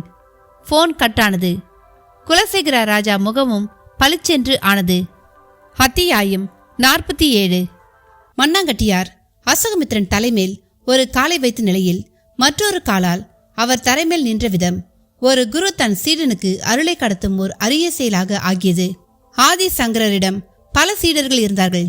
அதில் தோடகர் என்னும் ஒரு சீடர் மற்றும் மற்ற சீடர்களைப் போல் இல்லாமல் மந்தபுத்தி உடையவராய் கரித்துண்டாய்தான் விளங்கினார். மற்ற சீடர்களின் கேலிக்கும் ஆளானார். ஒரு நல்ல குரு என்பவர் கருணையும் இது போன்ற சீடர்கள் மீதே இருக்கும். ஆதி சங்கரரும் ஒரு நாள் தோடகரை அழைத்து அவர் சிரமேல் பாதமைத்து உருக்கமாய் ஆசிர்வதித்தார். அதன்பின் தோடகரிடம் பெரும் மாற்றம். அது தோடகாஷ்டகம் என்கிற ஒரு தோத்திரத்தையே அவர் படைக்கும் அளவு அவரை ஞானியாக்கிற்று. இன்றும் அது எல்லோராலும் துதிக்கப்படுகிறது. ஒரு குரு நினைத்தால் துரும்புகளை தூணாக்க முடியும் என்பதற்கு தோடகர் மகா சாட்சி. இன்று மண்ணாங்கட்டியாரும் அசோகமித்திரனை அதுபோல ஆக்கிட விரும்பியே சிரசின் மேல் பாதத்தை வைத்து அசோகமித்திரனின் சிரசிலுள்ள சகசிராரத்தில் தன் பாதம் வழியே ஒரு தூண்டலை நிகழ்த்தியதில் மின்சாரம் பாய்ந்தது போல் சிலிர்ப்பு அசோகமித்திரனிடம். மண்ணாங்கட்டியார் பாதத்தை விலக்கவும் நிமிர்ந்தார் அசோகமித்திரன். மனதில் ஒரு இனம் புரியாத ஆனந்த உணர்ச்சி, குழப்பம், சலிப்பு, தேடல் என்கிற பல பல உணர்வுகளும் எங்கே போயிற்று என்றே தெரியவில்லை. உடம்பிலும் ஒரு மிக லேசான நிலை. அசோகமித்ரா, உன் பெயருக்கு பொருள் தெரியுமா உனக்கு? நிமிர்ந்தவரை பார்த்து கேட்டார் மண்ணாங்கட்டியார். சோகமில்லாதவனு சொல்வாங்க குரு. ஆமாம், நீ இப்ப துளியும் சோகம் இல்லாதவன். அது மட்டுமில்ல, எல்லோருக்கும் மித்திரன், அதாவது நண்பன். சொல்லப்போனா உன் பேருக்கேற்ற ஒரு நிலை இன்னைக்கு தான் உனக்கு கிடைச்சிருக்கு. ஆமாம் தானே? ஆமாம் குரு. இப்படி ஒரு லேசான குழப்பமில்லாத தெளிவான திறநிலையில நான் இதற்கு முன்பு இருந்ததே இல்லை. காரணம் என் திருவடி தீட்சை. எனக்கு காரால சித்தருங்கிறவர் கொடுத்தார். உனக்கு இப்ப நான் கொடுத்திருக்கேன். நான் பாக்கியசாலி, கொடுத்து வச்சவன் குரு. அதுதான் உண்மை. நமக்கு கிடைக்கிற எல்லாமே எப்பவோ யாருக்கோ நாம் கொடுத்ததுதான். உன் பூர்வ புண்ணியம்தான் உன்னை சர்வ ஆராய்ச்சி செய்ய தூண்டியது. அதனால தான் சந்திர மௌலீஸ்வர கணபாடிகளையும் சந்திச்ச. அவரால இந்த நாகேந்திர நல்லூருக்கும் வந்த, என்னையும் பார்த்த. இப்ப நீ ஒரு யோகியாவும் ஆயிட்ட. இனி நீ எந்த கேள்வியும் கேட்க தேவையில்லை. உனக்கே எல்லா விடையும் தெரியும். அதுக்கு சாட்சியா நான் இப்ப உன்னை ஒரு கேள்வி கேட்க போறேன். நீ பதில் சொல்ல போற. கேட்கட்டுமா? இப்படி ஒரு பரிசோதனை தேவையா குரு? இது பரிசோதனை இல்லை. பாட்டு கத்துக் கொடுத்த ஒரு குரு பாட சொல்லி கேட்பது போன்றது. இது சந்தோஷத்துக்காக மட்டுமில்ல, இது ஒரு பயிற்சி. ஆமாம் குரு, பயிற்சி என்பது எல்லா விஷயத்திலையும் மிக முக்கியமானது. தியான பயிற்சி, தவ பயிற்சி, ஏன் தினமும் தூங்குறது கூட மரணத்துக்கான பயிற்சி தான். பயிற்சி தான் மெருகேற்றும். பயிற்சிக்கு சரியான பொருள் உனக்கு தெரிஞ்சிருக்கு. சரி, நான் கேள்விகளை கேட்கட்டுமா? கேளுங்க, தெரிஞ்சபடியே சொல்றேன். பிழை இருந்தா திருத்துங்க. உன் தன்னடக்கம் வாழ்க. நான் காலால உன் சிரசை மிதிச்சு அதை திருவடி தீட்சின்னு சொன்னேன் இல்லையா? ஆமாம், அது சரியா? மிக சரி. உடல் உறுப்புகளிலேயே பிரதான உறுப்பு கால்கள்தான். அதுல மகா பிரதானமானது பாதம். எப்பொழுதும் அதுதான் பூமியோட தொடர்புல இருக்கு. உடம்பு சுமையை தாங்குவதும் அதுதான். மிக மிருதுவும் அதுதான். வலிமையானதும் அதுதான். எவ்வளவு நடந்தாலும் பாதம் தேய்வதே இல்லை. இந்த பாதங்களால் தான் மனிதன் நகர முடிந்தவனாகிறான். இல்லைனா இவனும் விருட்சமும் ஒன்னாயிடும். நகருதுங்கிறது அசைவுதான் வாழ்க்கை. அந்த வகையில மனிதனின் வாழ்வுக்கு முதலும் முடிவுமானதே கால்களும் பாதங்களும் தான். கண் இல்லாமல் காது கேட்காமல் கூட வாழ்ந்திடலாம். கைகள் இல்லாமல் கூட கால்களையே கைகளாக்கி வாழ்ந்திடலாம். ஆனால் கால்கள் முடமானால், இல்லை வெட்டுண்டாலோ ஒரு மனிதனின் நிலை அவ்வளவுதான். பிறர் தயவில்லாமல் அவனால் வாழவே முடியாது. அதனால் உறுப்புகளில் அதுவே மேலானது. இந்த உண்மையை தெரியறதுக்காகத்தான் காலை தொட்டு வணங்குவது, காலில் விழுந்து வணங்குவதுங்கிற பழக்கம் உருவானது. அதுலேயும் குருவின் கால்கள் மேலுக்கும் மேலானது. அந்த கால்கள் இந்த பூமி எங்கும் நடந்த கால்கள், க்ஷேத்திரங்களை மிதித்த கால்கள், நதிகளிலும் குளங்களிலும் திளைத்த கால்கள், பணிவை போதிக்கும் கால்கள், இறைவனுடைய கால்களை விடவே மேலான கால்கள். அப்படி ஒரு மேலானதால் தானே மேலான அருட்திருச்சியை வழங்க முடியும். அசோகமித்திரன் திருவடி திருச்சி நிமித்தம் கால்களை பற்றி சொன்ன கருத்தால் மண்ணாங்கட்டியார் முகத்தில் ஒரு புன்முறுவல் பூத்தது. சபாஷ், இது மிக மேலானதால் தான் இதை கொண்டு மிதிக்கிறது, உதைக்கிறது பெரிய தவறாயிடுது. கால்களால் ஆன பயணங்களால் தான் அறிவே பிரகாசமாகுது. ஆக கால்களை தூய்மையாகவும் வலிமையாகவும் வச்சிருக்கிறவன் தான் ஞானி. நம் வர்ணத்துல நிலத்துல நடந்து திரிஞ்சி பாடுபடுற சூத்திரங்கிறவன் காலோட அம்சம். சூத்திரன் என்பது கெட்ட வார்த்தை இல்லை, அது ஒரு கணித சொல். சூத்திரம் அறிந்தவன் என்கிற பொருளில் வரும் வார்த்தை. நிலத்தை பகுத்தல், பிரித்தல், பாத்தி கட்டல், நீர் நிறைத்தல், காலம் அறிந்து விதைத்தல்னு நிலம் சார்ந்து எல்லாமே கணக்குதான். அந்த கணக்கன் தான் சூத்திரன். அந்த சூத்திரன் தான் பூமியில பெரியவன். சூத்திரனையும் ஞானியையும் பெரியவனாக்குவதே கால்கள்தான். தமிழ் மொழியிலையும் கால் வாங்கும் எழுத்து தான் சார்ந்த சொல்லோடு பொருளை அப்படியே தூக்கி நிறுத்துறத பார்க்கலாம். உதாரணமாக வனம், அதுக்கு கால் முளைச்சா வானம். இப்படி சிந்திச்சுக்கிட்டே போகலாம். சுகமா இருக்குல்ல? மண்ணாங்கட்டியாரும் தன் பங்குக்கு காலுக்கான விளக்கத்தை தந்த நிலையில் அங்கே ஒரு ஞான வேள்வி நடந்தது போல் இருந்தது. அந்த வேள்வி தொடரவும் செய்தது. மறுபுறம் குலசேகர ராஜா போனை கட் செய்திட மாரப்ப வாத்தியும் அந்த செல்போனை அருகில் இருந்த போதிமுத்துவிடம் திரும்ப தந்தபடியே யோசிக்க ஆரம்பித்தார். ஜல்லியும் அருகில் வந்த நிலையில், ஆசானே, என்ன யோசனை? மருந்து வேலை செய்யும் தானே என்று கேட்டான். நல்லா செய்துரா. அது எப்படிடா செய்யாம போகும்? எத்தனை பேருக்கு கொடுத்திருப்பேன். ஆனா இந்த காசுக்காரன் அதை பத்தியே பேசாம அந்த வடக்கத்துக்காரிய கொள்ளத்திலே குறியா இருக்கான். பாவம், அது எங்கேயோ பிறந்து இங்க வாக்கப்பட்டு இப்ப சாவவும் போகுதா ஆசானே? அதுக்கு நல்ல விதிடா. அதெல்லாம் சுலபத்துல சாகாது. அது சாகட்டும், சாகாம போகட்டும், நமக்கு பணம் வந்துடும் தானே. அதுவும் சுலபம் இல்ல. வடக்கத்திக்காரியையும் என் மூலமாவே கொல்ல பார்க்கறான். அப்பதான் பணம் வரும். அப்ப அதுக்கும் ஒரு ரேட்டை போட்டு இறங்கிட வேண்டியது தானே. இறங்குறது பெருசுல, ஜெயிக்கணும். ஏன் ஆசானே, உங்களால முடியாதா? ஒரு பருந்தால கோழி குஞ்சுகளை தூக்க முடியும், கிடாவை தூக்க முடியுமா? அது எப்படி? பருந்து விடவே கிடா வலுவாச்சே. என்னாலையும் எல்லாத்திலையும் இறங்கிட முடியாது. சாகர விதி உள்ளவனுக்கு தான் நான் கத்தி. அதே மாதிரி கஷ்டப்படுற விதி உள்ளவனுக்கு நான் கருவி. மற்றவங்களை என்னால எதுவும் பண்ண முடியாது. என்ன ஆசானே இப்படி சொல்றீங்க? உங்களால ஆகாதது இல்லைன்னு நினைச்சிட்டு இருக்கோம். உங்களை மாதிரி ஏப்ப சாப்பையை தாண்டா என்னால் அப்படி நினைக்க வைக்க முடியும். எல்லாரையும் இல்ல. மார்பவாத்தி அவர்களை ஏப்ப சாப்பை என்று சொல்லவும் இருவரிடையும் சற்று அதிர்ச்சி. அதை சற்று கேவலமாகவும் உணர்ந்தவர்கள் ஒருவரை ஒருவர் பார்த்து கொண்டதோடு, ஆசானே, என்ன இப்படி சொல்லிட்டீங்க? மலையை பார்க்குற மாதிரியில பார்த்தோம். இப்போ நான் சாதாரண கூழாங்கலுக்கிற மாதிரி பேசுறீங்களே. போதுண்டா, பேச்சு நிறுத்துங்க. நான் அல்ப வித்தக்காரன். இந்த வித்தக்காரங்க யாரும் எப்பவும் பெருசா கௌரவமா வாழ்ந்ததா சரித்திரம் கிடையாது. குப்பையை பொறுக்கி அதை காசாக்கி வாழறவங்க மாதிரி தான் நான். அந்த அரண்மனைக்காரன் முழிச்சுக்கிடுவான் போல தெரியுது. அவன் முழிச்சுக்கிறதுக்கு முன்ன காசை கறந்துக்கிட்டு இந்த மலையை விட்டு பறந்துடணும். அப்ப இந்த மண்ணில் வாழ முடியாதா? காசு வேணும்னா வாழ முடியாது, வேண்டாம்னா வாழலாம். என்ன சொல்றீங்க? காசு தான் வேணும். இதுனா வரை நான் பட்டதெல்லாம் போதும். அப்ப இனி என்ன? கேள்வி கேட்காம அமைதியா நான் சொல்றதை மட்டும் செய்யுங்க. கட்டளை குரலில் சொல்லிவிட்டு ஒரு பீடியை பற்ற வைத்துக் கொண்ட வாத்தி செருமலோடு குகைக்கு வெளியே சென்று வனப்பரப்பை பார்த்து சோம்பல் முறித்தார். அப்பொழுது குறிப்பிட்ட திசையில் ஒரு வேங்கை மரத்தின் கீழ் பூபால்தாஸ் சாமியார் தும்பை வெளுப்பான மாதிரி அங்கியில் நேராக மாரப்ப வாத்தியை பார்த்தபடியே நின்று கொண்டிருந்தார். அவரை பார்க்கவும் வாத்திக்கு சுருக்கென்றது. பின்னாலேயே வந்த ஜல்லியும் போதிமுத்துவும் கூட அவரை பார்த்தனர்.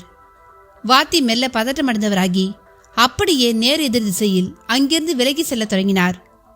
பூபால்தாஸ் சாமியார் முகத்தில் முதல் முறையாக ஓர் மென் சிரிப்பு.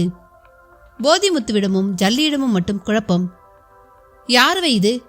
ஏன் ஆசான் இப்படி ஓடுறாரு என்று போதி ஜல்லியிடம் கேட்க, ஜல்லியும் இவர் ஏற்காட்டு சேட்டு எஸ்டேட்ல இருக்கிற வடக்கத்தி சாமியார், ஆனா இவரை பார்த்து ஆசான் ஏன் ஓடுறாருன்னு தான் புரியல என்றான். ஜல்லி, நாம கோடீஸ்வரனாக போறதா நினைச்சேன். ஆனா இப்ப ஆசான் பேசினதையும் ஓடினதையும் பார்த்தா எல்லாமே தப்பா தெரியுது. நீ என்ன சொல்ற? இல்லடா, ஆசான் விடமாட்டாரு, நம்பிக்கை இரு, நாம கோடீஸ்வரன் ஆகிறோம் என்றான் உறுதியான குரலில். பங்களா போர்ட்டிகோவில் தேங்கி நின்ற காரிலிருந்து கணேசராஜாவும் மஞ்சுவும் சிரித்தபடியே இறங்கி உள்ளே வந்தனர். அந்த காட்சி வேலைக்காரர்களிலிருந்து சகலரையும் வியப்பில் புதைத்திருந்தது. முகம் கொள்ளாத சிரிப்போடு ஓடி வந்தாள் சுந்தரவலி. கூடவே குலசேகர ராஜா. தங்கள் அறைக்குள் இருந்து கைலாச ராஜாவும் கஸ்தூரியும் கூட வந்தனர். கைலாச ராஜா கணேசராஜாவை மிக ஆழமாக பார்த்தார். என்னப்பா பாக்குறீங்க?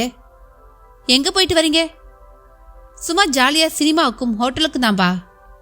என்ன திடீர்னு? என்னமோ தோணுச்சு. ஏன்பா, என் மாமா மகளோட நான் போகக்கூடாதா? இல்ல, உன் பொண்டாட்டி பிள்ளையை விட்டுட்டு எப்படி போனேன்னு தான் கேட்க வந்தேன். அவதான் கர்ப்பமா இருக்காளேப்பா, அவளை கூட அவங்க வீட்டில் கொண்டு போய் விடலாம்னு இருக்கேன். கணேசராஜா அப்படி சொல்லும்பொழுது கச்சிதமாக ரத்தியும் தியாவுடன் தன் அறைக்கதவை திறந்து கொண்டு அங்கே வந்தாள். அவளுக்கும் அவன் பதில் அதிர்ச்சியாகத்தான் இருந்தது. என்னப்பா சொல்ற? இத்தனை நாளா இல்லாம இப்ப எங்கிருந்து வந்ததுப்பா அவளுக்கு வீடு? கைலாச ராஜா கண்ணாடியை கழட்டி துடைத்து கொண்டே கேட்டார். ஏன்பா இல்ல, காலையில கூட அவ அத்தை கூட பேசினோம். அம்மா தான் இறந்துட்டாங்க, மற்றபடி உறவுக்காரங்களாம் இருக்காங்கப்பா. அப்ப இரண்டாவது பிரசவம் இங்க இல்லைங்கிறியா? முதல் பிரசவம் தான் தாய் வீட்டில் நடக்கல, இதாவது நடக்கட்டுமே. உன் பொண்ணு? அவளும் அவ கூடவே போய் இருக்கட்டும். படிப்பு? நாக்பூர் நம்ம சேலத்தை விடவே பெரிய சிட்டிப்பா. அங்க பெரிய ஸ்கூல் எல்லாம் இருக்கு, சேர்ந்து படிக்கட்டும். நல்லா யோசிச்சு தான் சொல்றியா? இதுல யோசிக்க என்ன இருக்குப்பா? நான் முடிவெடுத்துட்டேன், அவ்வளோதான். அவன் அழுத்தமாய் சொல்லும்பொழுது ரத்தியின் கண்களில் கண்ணீர் திரண்டிருந்தது. குலசேகர ராஜாவும் சுந்தரவலியும் சற்று பிரமிப்பில் இருந்தனர். மஞ்சு சற்று தெனாவட்டாக தெரிந்தாள். இடையே ரத்தி கண்ணீரை துடைத்தபடியே ஜி கொஞ்சம் வாங்க என்று தன் அறை நோக்கி தியாவோடு நடந்தாள். அறைக்குள், ஜி என்னாச்சு உங்களுக்கு? நீங்க தானா என்றாள். என்ன ரத்தி? நான் தான். உனக்கு அதுல என்ன சந்தேகம்? இல்ல, நிச்சயமா இல்ல. நாம ஏற்காடு போக போறதா சொல்லிட்டு இப்ப என்ன நாக்பூருக்கு அனுப்ப போறதா சொல்றீங்களே, எப்படி ஜி? அதுவா, கொஞ்சம் யோசிச்சு பார்த்தேன். நீ இங்க ஒட்டாம ஒரு பயத்தோட தானே இருக்க. யாரோ உன்னையும் என்னையும் கொல்ல பார்க்கறதாவும் சந்தேகப்படுற. இப்படி ஒரு நிலையில நீ பயத்தோட எதுக்கு இங்க இருக்கணும்னு தோணுச்சு, அதான். இப்போ எனக்கு அந்த பயம் இருக்கு ஜி. சொல்லப்போனா அது அதிகமாயிருக்கு. இந்த நிலையில நீங்க என் கூட இருக்கிறதானே எனக்கு பலம். சரி ரத்தி, நீ உன்னையும் குழப்பிக்கிட்டு என்னையும் குழப்புற. கொலை அது இதுன்னு என்னையும் பயமுறுத்துற. அதனால நீ கொஞ்ச நாள் விலகிதான் இறேன். என்ன இப்ப? நான் விலகிறது இருக்கட்டும். என்ன ஜி திடீர்னு மஞ்சு மேல பாசம்? பாசமா? நோனோ, காதல்னு சொல்லு. அவன் வார்த்தைகள் ரத்தியை கீறி அறுத்தது. ஜி என்ன சொல்றீங்க? அதான் சொன்னேனே, காதல்னு. காதல்னா தெரியாதா உனக்கு? ஜி என்னாச்சு ஜி, நீங்களா இப்படியெல்லாம் பேசுறீங்க? நானே தான். எனக்கு எதையும் மூடி மறைக்க தெரியாதுன்னு தான் உனக்கு தெரியுமே, அதான் போட்டு உடைச்சிட்டேன். அப்ப நேத்து பேசினதெல்லாம் என்ன பேசினேன்? யாரும் நம்மளை பிரிக்க முடியாது, நான் எப்பவும் உன் கணேசன் தான் என்று சொன்னீங்களே. இப்பவும் சொல்றேன், நான் உன் கணேசன் தான். அதே சமயம் மஞ்சுவையும் ஏத்துக்கிறதா முடிவு செய்துட்டேன். இரண்டாம் தாரமாவா? ஆமாம். நான் இதுக்கு ஒத்துக்க மாட்டேன். அப்ப இப்பவே வீட்டை விட்டு வெளியேறிடு. கோர்ட்டுக்கு போ, கேஸ் ஃபைல் பண்ணு, போராடு. நீயா நானானு பார்த்துருவோம். எனக்கு யாரும் இல்லைங்கிற தைரியத்தில் பேசுறீங்களா ஜி? ரத்தி, ஒரு கூட்டமே உன் பின்னால இருந்தாலும் இதுதான் என் பதில். நான் மஞ்சுவை முதலே கல்யாணம் பண்ணியிருக்கணும். விதி உன்னை என் கண்ணில் காட்டி நீ வந்துட்ட. இப்ப அதே விதிதான் மஞ்சுவுக்கு வாழ்வு கொடுங்குது. இந்த முறை நான் விடுறதா இல்லை. அவன் பேச்சு ரத்தியை மூர்ச்சி அடைவே செய்துவிட்டது. யாருக்கும் தெரியாதபடி ஒட்டு கேட்டு கொண்டிருந்த மஞ்சு முகத்திலோ வெற்றி புன்னகை. அத்தியாயம் 48. அசோகமித்திரனுக்கும் மண்ணாங்கட்டி சித்தருக்கும் இடையே ஒரு புது உறவும் உருவாகிவிட்டிருந்தது. மண்ணாங்கட்டியாரும் இனி நீ கேட்க வேண்டியதெல்லாம் கேட்கலாம் என்று கூறவும் அசோகமித்திரனிடம் ஒரு பிரத்யேக உற்சாகம், கூடுதலாய் ஒரு நேர்மறை எண்ணம். முன்பு கேள்விகள் எழும்பிய பொழுது அக்கேள்விகள் எதிர்மறை தளத்திலும் எதிராளியை மடக்கிவிட வேண்டும் என்கிற நோக்கமும் கொண்டதாக இருந்தது. இப்பொழுது அப்படி இல்லை, விளங்கிக் கொள்ளும் ஒரு நோக்கம் மட்டுமே இருந்தது. இப்படி ஒரு மாற்றம் எப்படி தன்னுள் ஏற்பட்டது என்பதை கூட ஒரு கேள்வியாகி கேட்க தூண்டியது. குரு, எனக்குள்ள இப்போ ஒரு லேசான மனநிலை. எதிர்மறை எண்ணங்களே இப்ப எனக்குள்ள இல்ல. எல்லாமே நீங்க எனக்கு திருவடி தீட்சின்னு ஒன்று கொடுத்த பிறகுதான் இதை ஒரு அதிசயமா நான் உணர்றேன். என் மனவெளியை எப்படி உங்களால இப்படி மாற்ற முடிந்தது? நல்ல கேள்வி கேட்டிருக்க. நான் என் தலசக்திய உனக்கு சகசிராரம் வழியா கடத்தியிருக்கேன். மின்சாரம் மாதிரி அதுவும் கண்களுக்கு புலனாகாத ஒன்று. அப்படி நான் பாய்ச்சிய சக்திதான் உன் 7 சக்கரங்களான மூலாதாரம், சுவாதிஷ்டானம், மணிப்பூரகம், அநாகதம், விசுப்தி, ஆஞ்ஞா, சகஸ்ராரம் அப்படிங்கிற இந்த 7 சக்கரங்கள். அதாவது 7 இயக்க சக்திகள் உன் வாழ்வியல் முறைகளால் ஒன்னுக்கொன்னு தொடர்பு இல்லாம தன்னிச்சையாகும் ஒவ்வொன்றும் ஒரு வேகத்திலையும் இருந்தது. நான் இப்ப தொடர்பு உண்டாக்கி எல்லா சக்கரமும் ஒரே வேகத்துல செயல்படும்படி செய்தேன். ஒரு யோகியால மட்டுமே இதை செய்ய முடியும். இம்மட்டுல ஒரு காரை ரிப்பேர் பண்ற மெக்கானிக் மாதிரி தான் நான் அப்படி செய்யவுமே உனக்குள்ள ஒரு புத்துணர்ச்சி ஏற்பட்டு ரத்த ஓட்டத்திலும் உணர முடியாத ஒரு மாற்றம் உண்டாகி அதனால எண்ணங்களின் மூலக்கூடான மூளையிலேயும் தாக்கம் உருவாகி அதனால குழப்பம், பதட்டம் என்கிற எண்ணங்களுக்கு காரணமான செல்லெல்லாம் சக்தி எழுந்தது. நம்பிக்கை, அமைதிக்கு காரணமான செல் பலம் பெற்றது.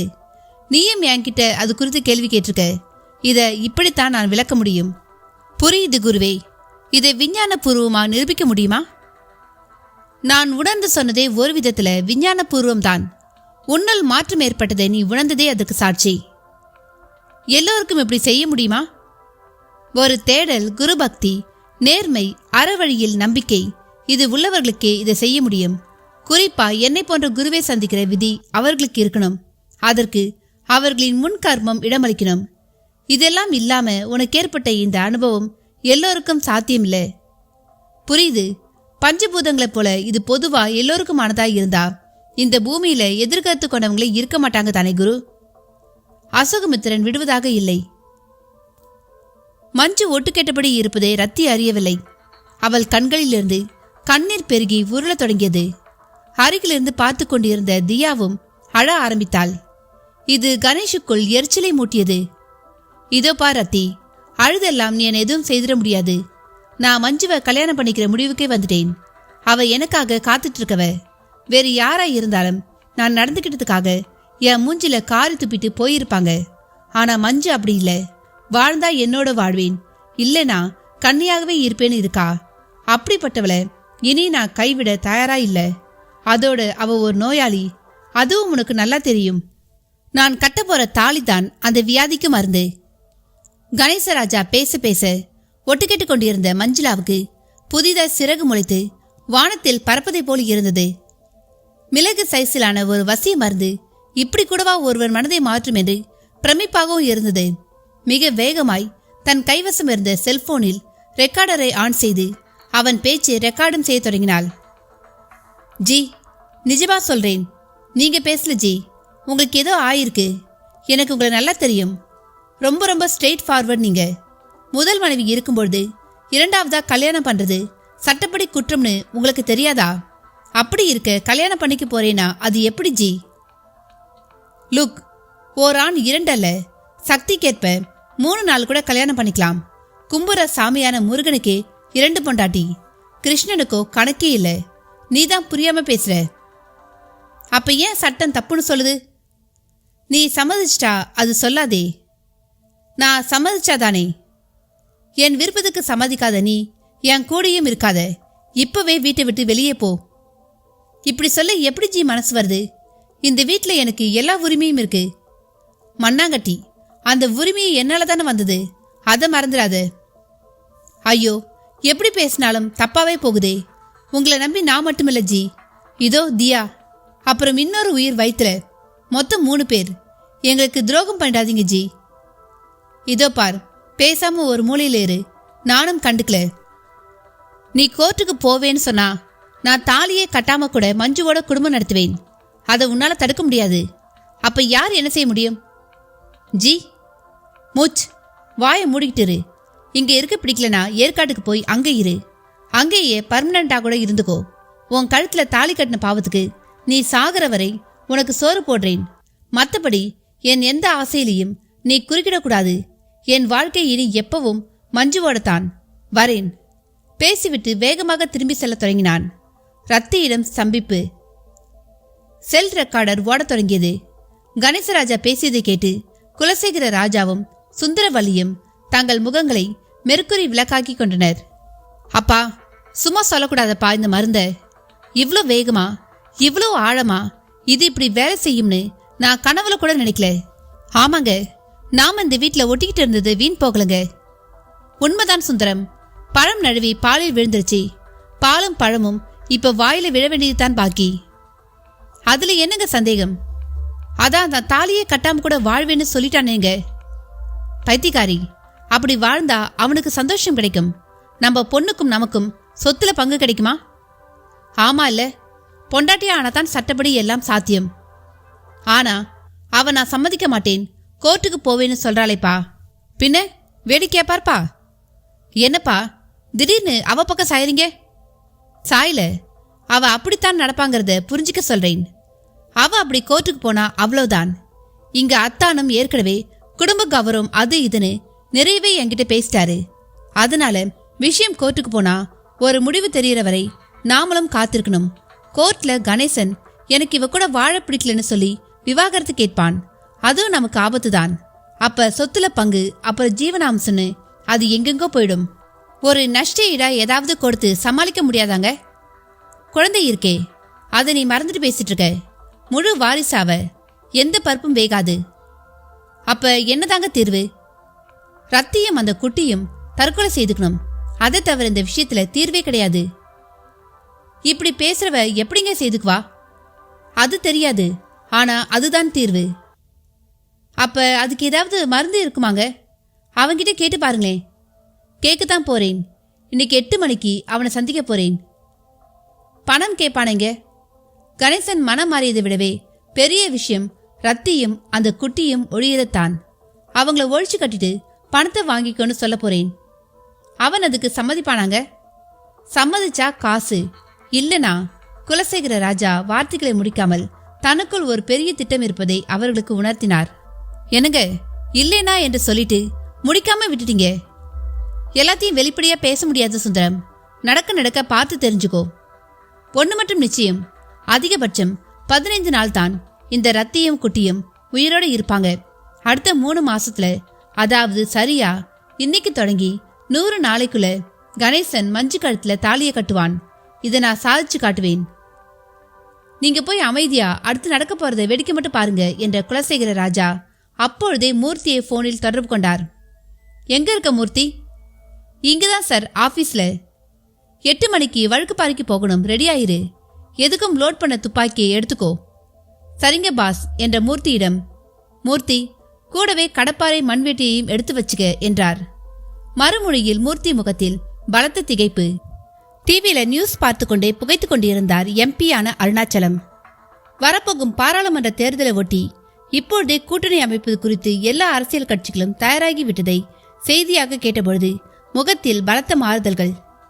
செய்தியின் தொடர்ச்சியில் சேலம் பாராளுமன்ற தொகுதிக்கு பிரபல தொழிலதிபரும் அரண்மனையார் குடும்பத்தை சேர்ந்தவருமான கணேசராஜா போட்டியிடப் போவதாகவும் அதற்காக இப்பொழுதே அவரது ஆதரவாளர்கள் களப்பணியை தொடங்க இருப்பதாகவும் தெரிய வருகின்றன என்கிற செய்தி அருணாச்சலத்தின் முதுகெலும்பில் யாரோ ஊசியை செருகியது போல் அவரை நிமிர்த்தியது.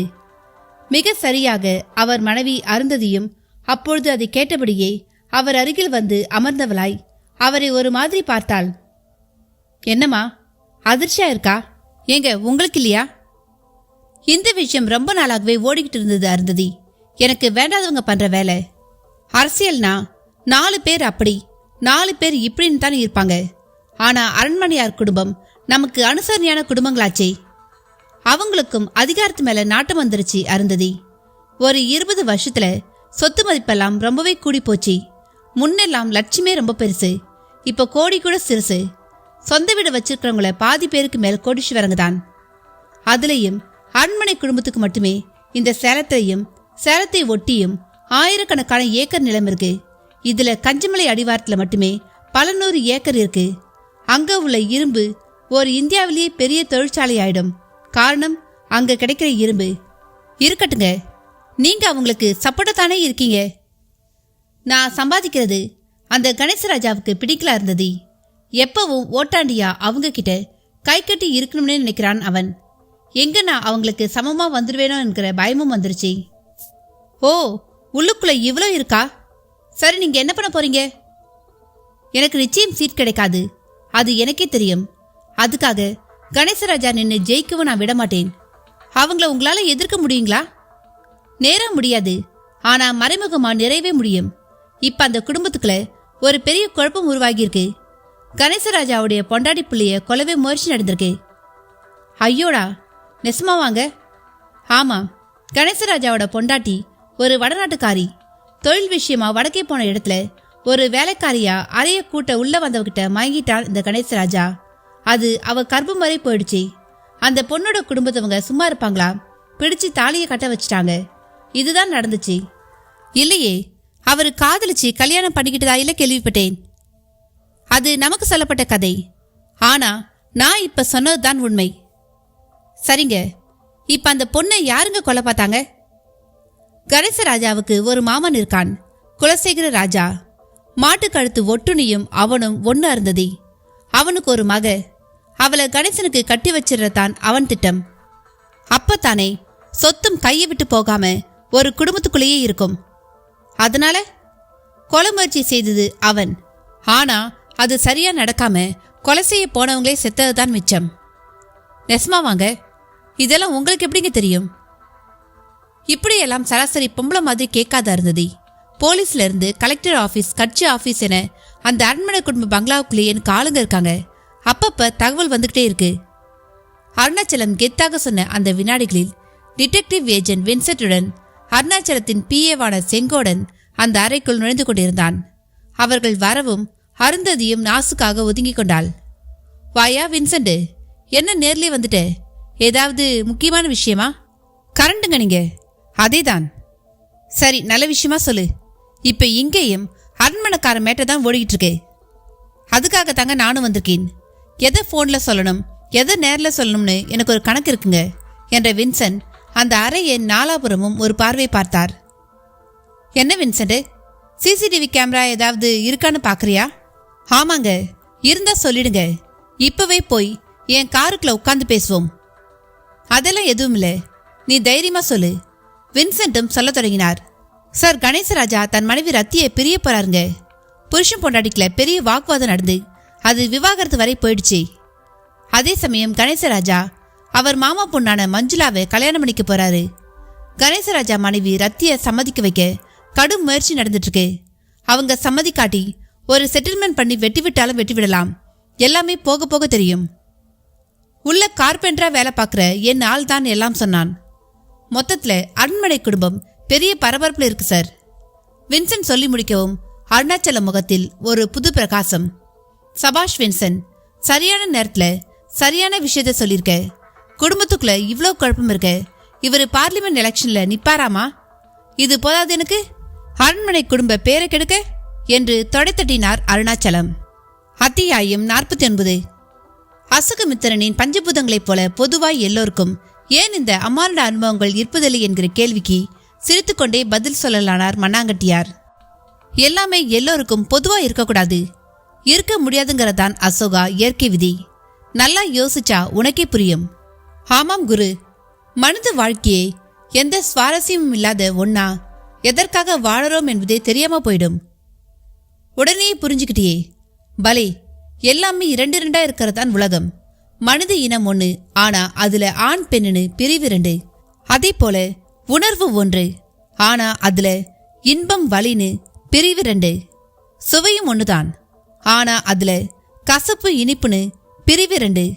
பூமி கூட ஒண்ணுதான், ஆனா பகல் இரவுன்னு அதுல பிரிவு 2.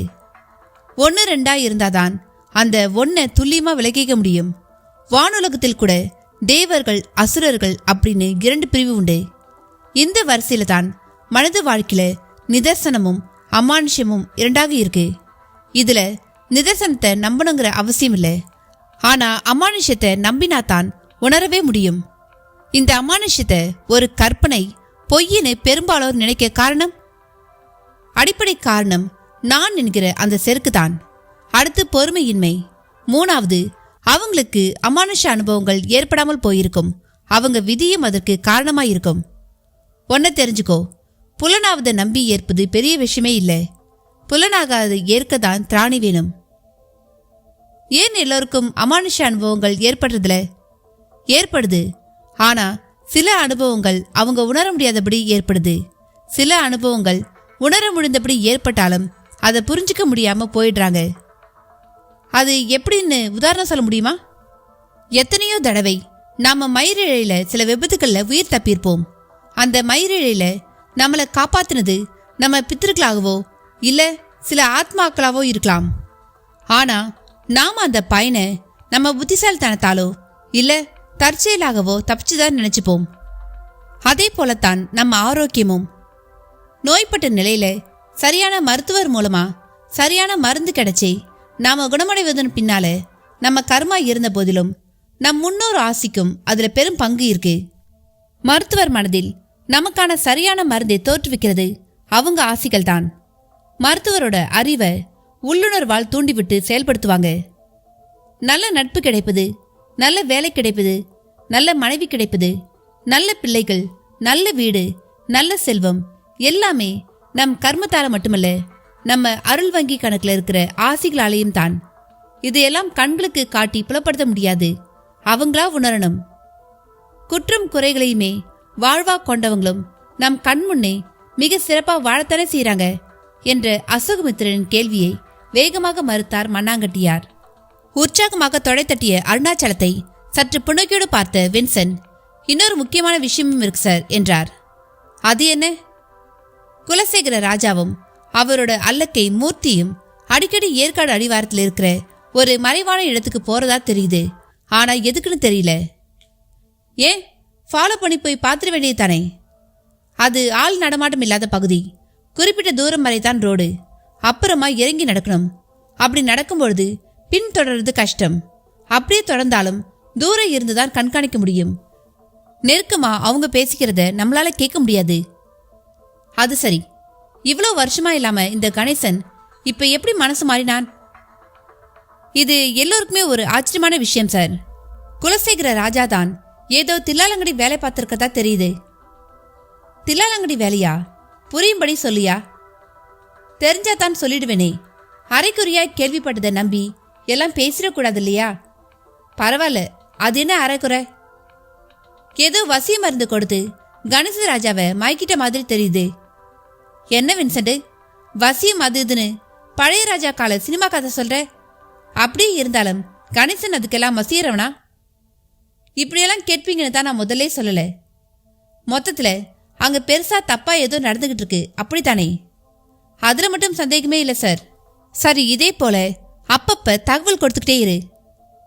நான் ஒரு விஷயம் சொல்லியிருந்தேனுங்களே, அந்த அன்அப்ரூவ்ட் ஃப்ளாட்டுக்கு பட்டாதானே? ஆமாங்க, தாசில்தார் டிஆர்னு 2 பேர்கிட்டையும் பேசியிருக்கேன். நிலத்தோட மதிப்புன்னு இழுத்தாங்க. அது கோடியில இருந்தா அதுக்கு தகுந்த கமிஷன் கேட்பாங்க. எப்படியும் 3 கோடி போகுமா? போகுங்க. அப்ப ஆளுக்கு 2%ன்னு 6-12 லட்சம் கேட்பாங்க. நான் தான் கமிஷன் பேச்சு எடுக்கக்கூடாது, அது என் இடம் மாதிரின்னு சொல்லியிருக்கேன். பார்த்துக்கலாம் போ. நீ முதல்ல இதை முடி. எனக்கு எதிரி இப்ப கணேசராஜா தான்.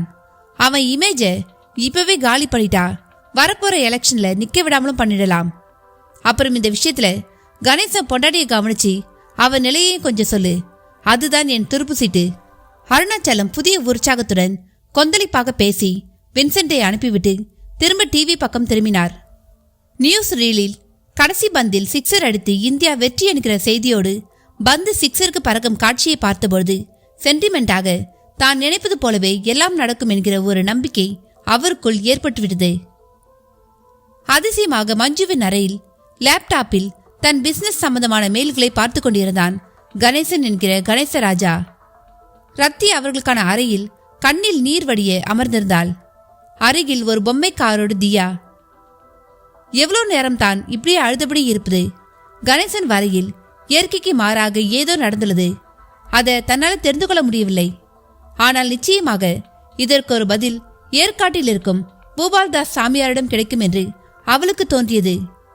இனியும் இங்கே அமர்ந்து அழுவதாலும் பயனில்லை என்கிற முடிவிற்கு வந்தவள் அவர் தந்த மாலைகள் தொலைந்து போனதையும் எண்ணி பார்த்தாள். அதற்கு பிறகுதான் இத்தனை மாற்றங்கள். இப்பொழுதே இந்த நொடியே கூட அவரை பார்த்தால் என்ன என்று தோன்றியது. அப்பொழுது ரத்தியின் கண்ணீரை தியா துடைத்து விட்டாள். அது மிக இதமாக இருந்தது. அப்படியே, அம்மா, நான் வெளியே போய் விளையாடட்டுமா என்று கேட்டாள். அதற்கு முதலில் தலையசைத்தவள், வேண்டாம் வேண்டாம், நீ இங்கு எப்பவும் என் கூட தான் இருக்கணும் என்றாள்.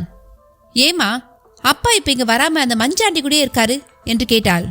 உடனேயே உங்க அப்பாவுக்கு இப்ப பைத்தியம் பிடிச்சிருக்கடா என்றாள் கோபமாய். பைத்தியம்னா உனக்கு நான் எப்படி சொல்வேன்? நாம 2 பேருமே இப்ப பெரிய சிக்கல்ல இருக்கோம். நம்ம வாழ்க்கையை இப்போ ஒரு கேள்விக்குறியாயிடுச்சு. அதை ஆச்சரியக்குறியா மாத்துறது இப்பொழுதுக்கு அந்த சாமி கையில தான் இருக்கு. ஏற்காட்டுல நாம பார்த்த அந்த சாமி தானே? அவரே தான். அப்ப நாம திரும்ப ஏற்காடு போக போறோமாமா? ஆமாம், அவரை உடனே பார்க்கணும், பார்த்தே தீரணும். இங்க பெரிய தப்பு நடக்க ஆரம்பிச்சிருக்கு. நான் இப்பவே உங்க அப்பாவை நம்மள அங்க அனுப்ப சொல்றேன் என்றவள் எழுந்து மஞ்சுவின் அறையில் இருக்கும் கணேசனை பார்ப்பதற்காக நடந்தாள். தியாவும் தொடர்ந்தாள். அரைவாசலை அடைந்த பொழுது உள்ளே கணேசனோடு அவன் அப்பா கைலாச ராஜாவும் அம்மா கஸ்தூரியும் பேசிக் கொண்டிருப்பது காதில் விழத் தொடங்கியது. நீ இப்படி மனசு மாறி மஞ்சுவை கட்டிக்க முன் வருவேன்னு நாங்க கனவுல கூட நினைக்கல. போகட்டும், உன் பொண்டாட்டி பொண்ண எப்படி சமாளிக்க போற? அது என் பாடுப்பா, நீங்க கவலைப்படாதீங்க. அவளால நம்ம குடும்பத்துக்கு கெட்ட பேர் வந்துடக்கூடாது. அதுலயும் இப்ப கர்ப்பமா வேற இருக்கா. அப்பா, உங்களை விட இந்த அரண்மனை குடும்பம் மேல எனக்கு அதிகமாவே மதிப்பும் மரியாதையும் உண்டு. அதோட நான் பார்லிமெண்ட் எலெக்ஷன்லயே நிக்க போறேன். இந்த சந்தர்ப்பத்துல இமேஜ் எவ்வளோ பெருசுன்னு தெரியாதாப்பா? அது சரி, அவளை எப்படி சமாளிக்க போற? மிரட்டி பணிய வைக்க போறியா? இல்ல கொஞ்சம் நகைப்பணம் அப்புறம் ஒரு பங்களாவோ தொடர்த்தையோ கொடுத்து விடுதலை பத்திர மாதிரி ஏதாவது எழுதி வாங்கிக்க போறியா? அவ எதை விரும்புறாளோ அதன்படி செய்திட வேண்டியதுதான். அவளை நீ என்ன வேணா செய்யலாம். ஆனா உன் வாரிசை நீ என்ன பண்ணுவ? எல்லாமே அவங்க 2 பேருக்கும் சேர்த்துதான்.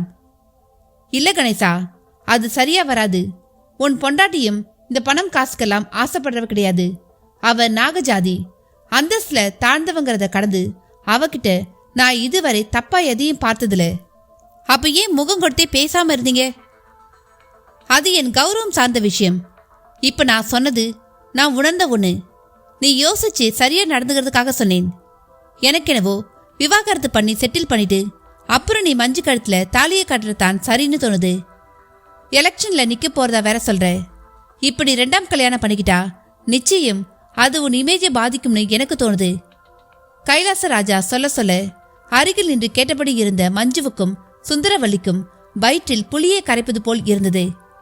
அப்பொழுது தயங்கி தயங்கி ரத்தியும் தியாவோடு உள்ளே நுழைந்தாள். அவள் அங்கே வரவும் எல்லோரிடமும் ஒரு மெல்லிய அதிர்ச்சி. ரத்தி அவள் அறையை தாண்டி அந்த 6 வருடங்களில் எங்கேயும் போனதில்ல. அப்படிப்பட்டவள் வரவும் எல்லோரிடமும் ஒரு அமைதி. கணேசன் மட்டும் ஏறிட்டான்.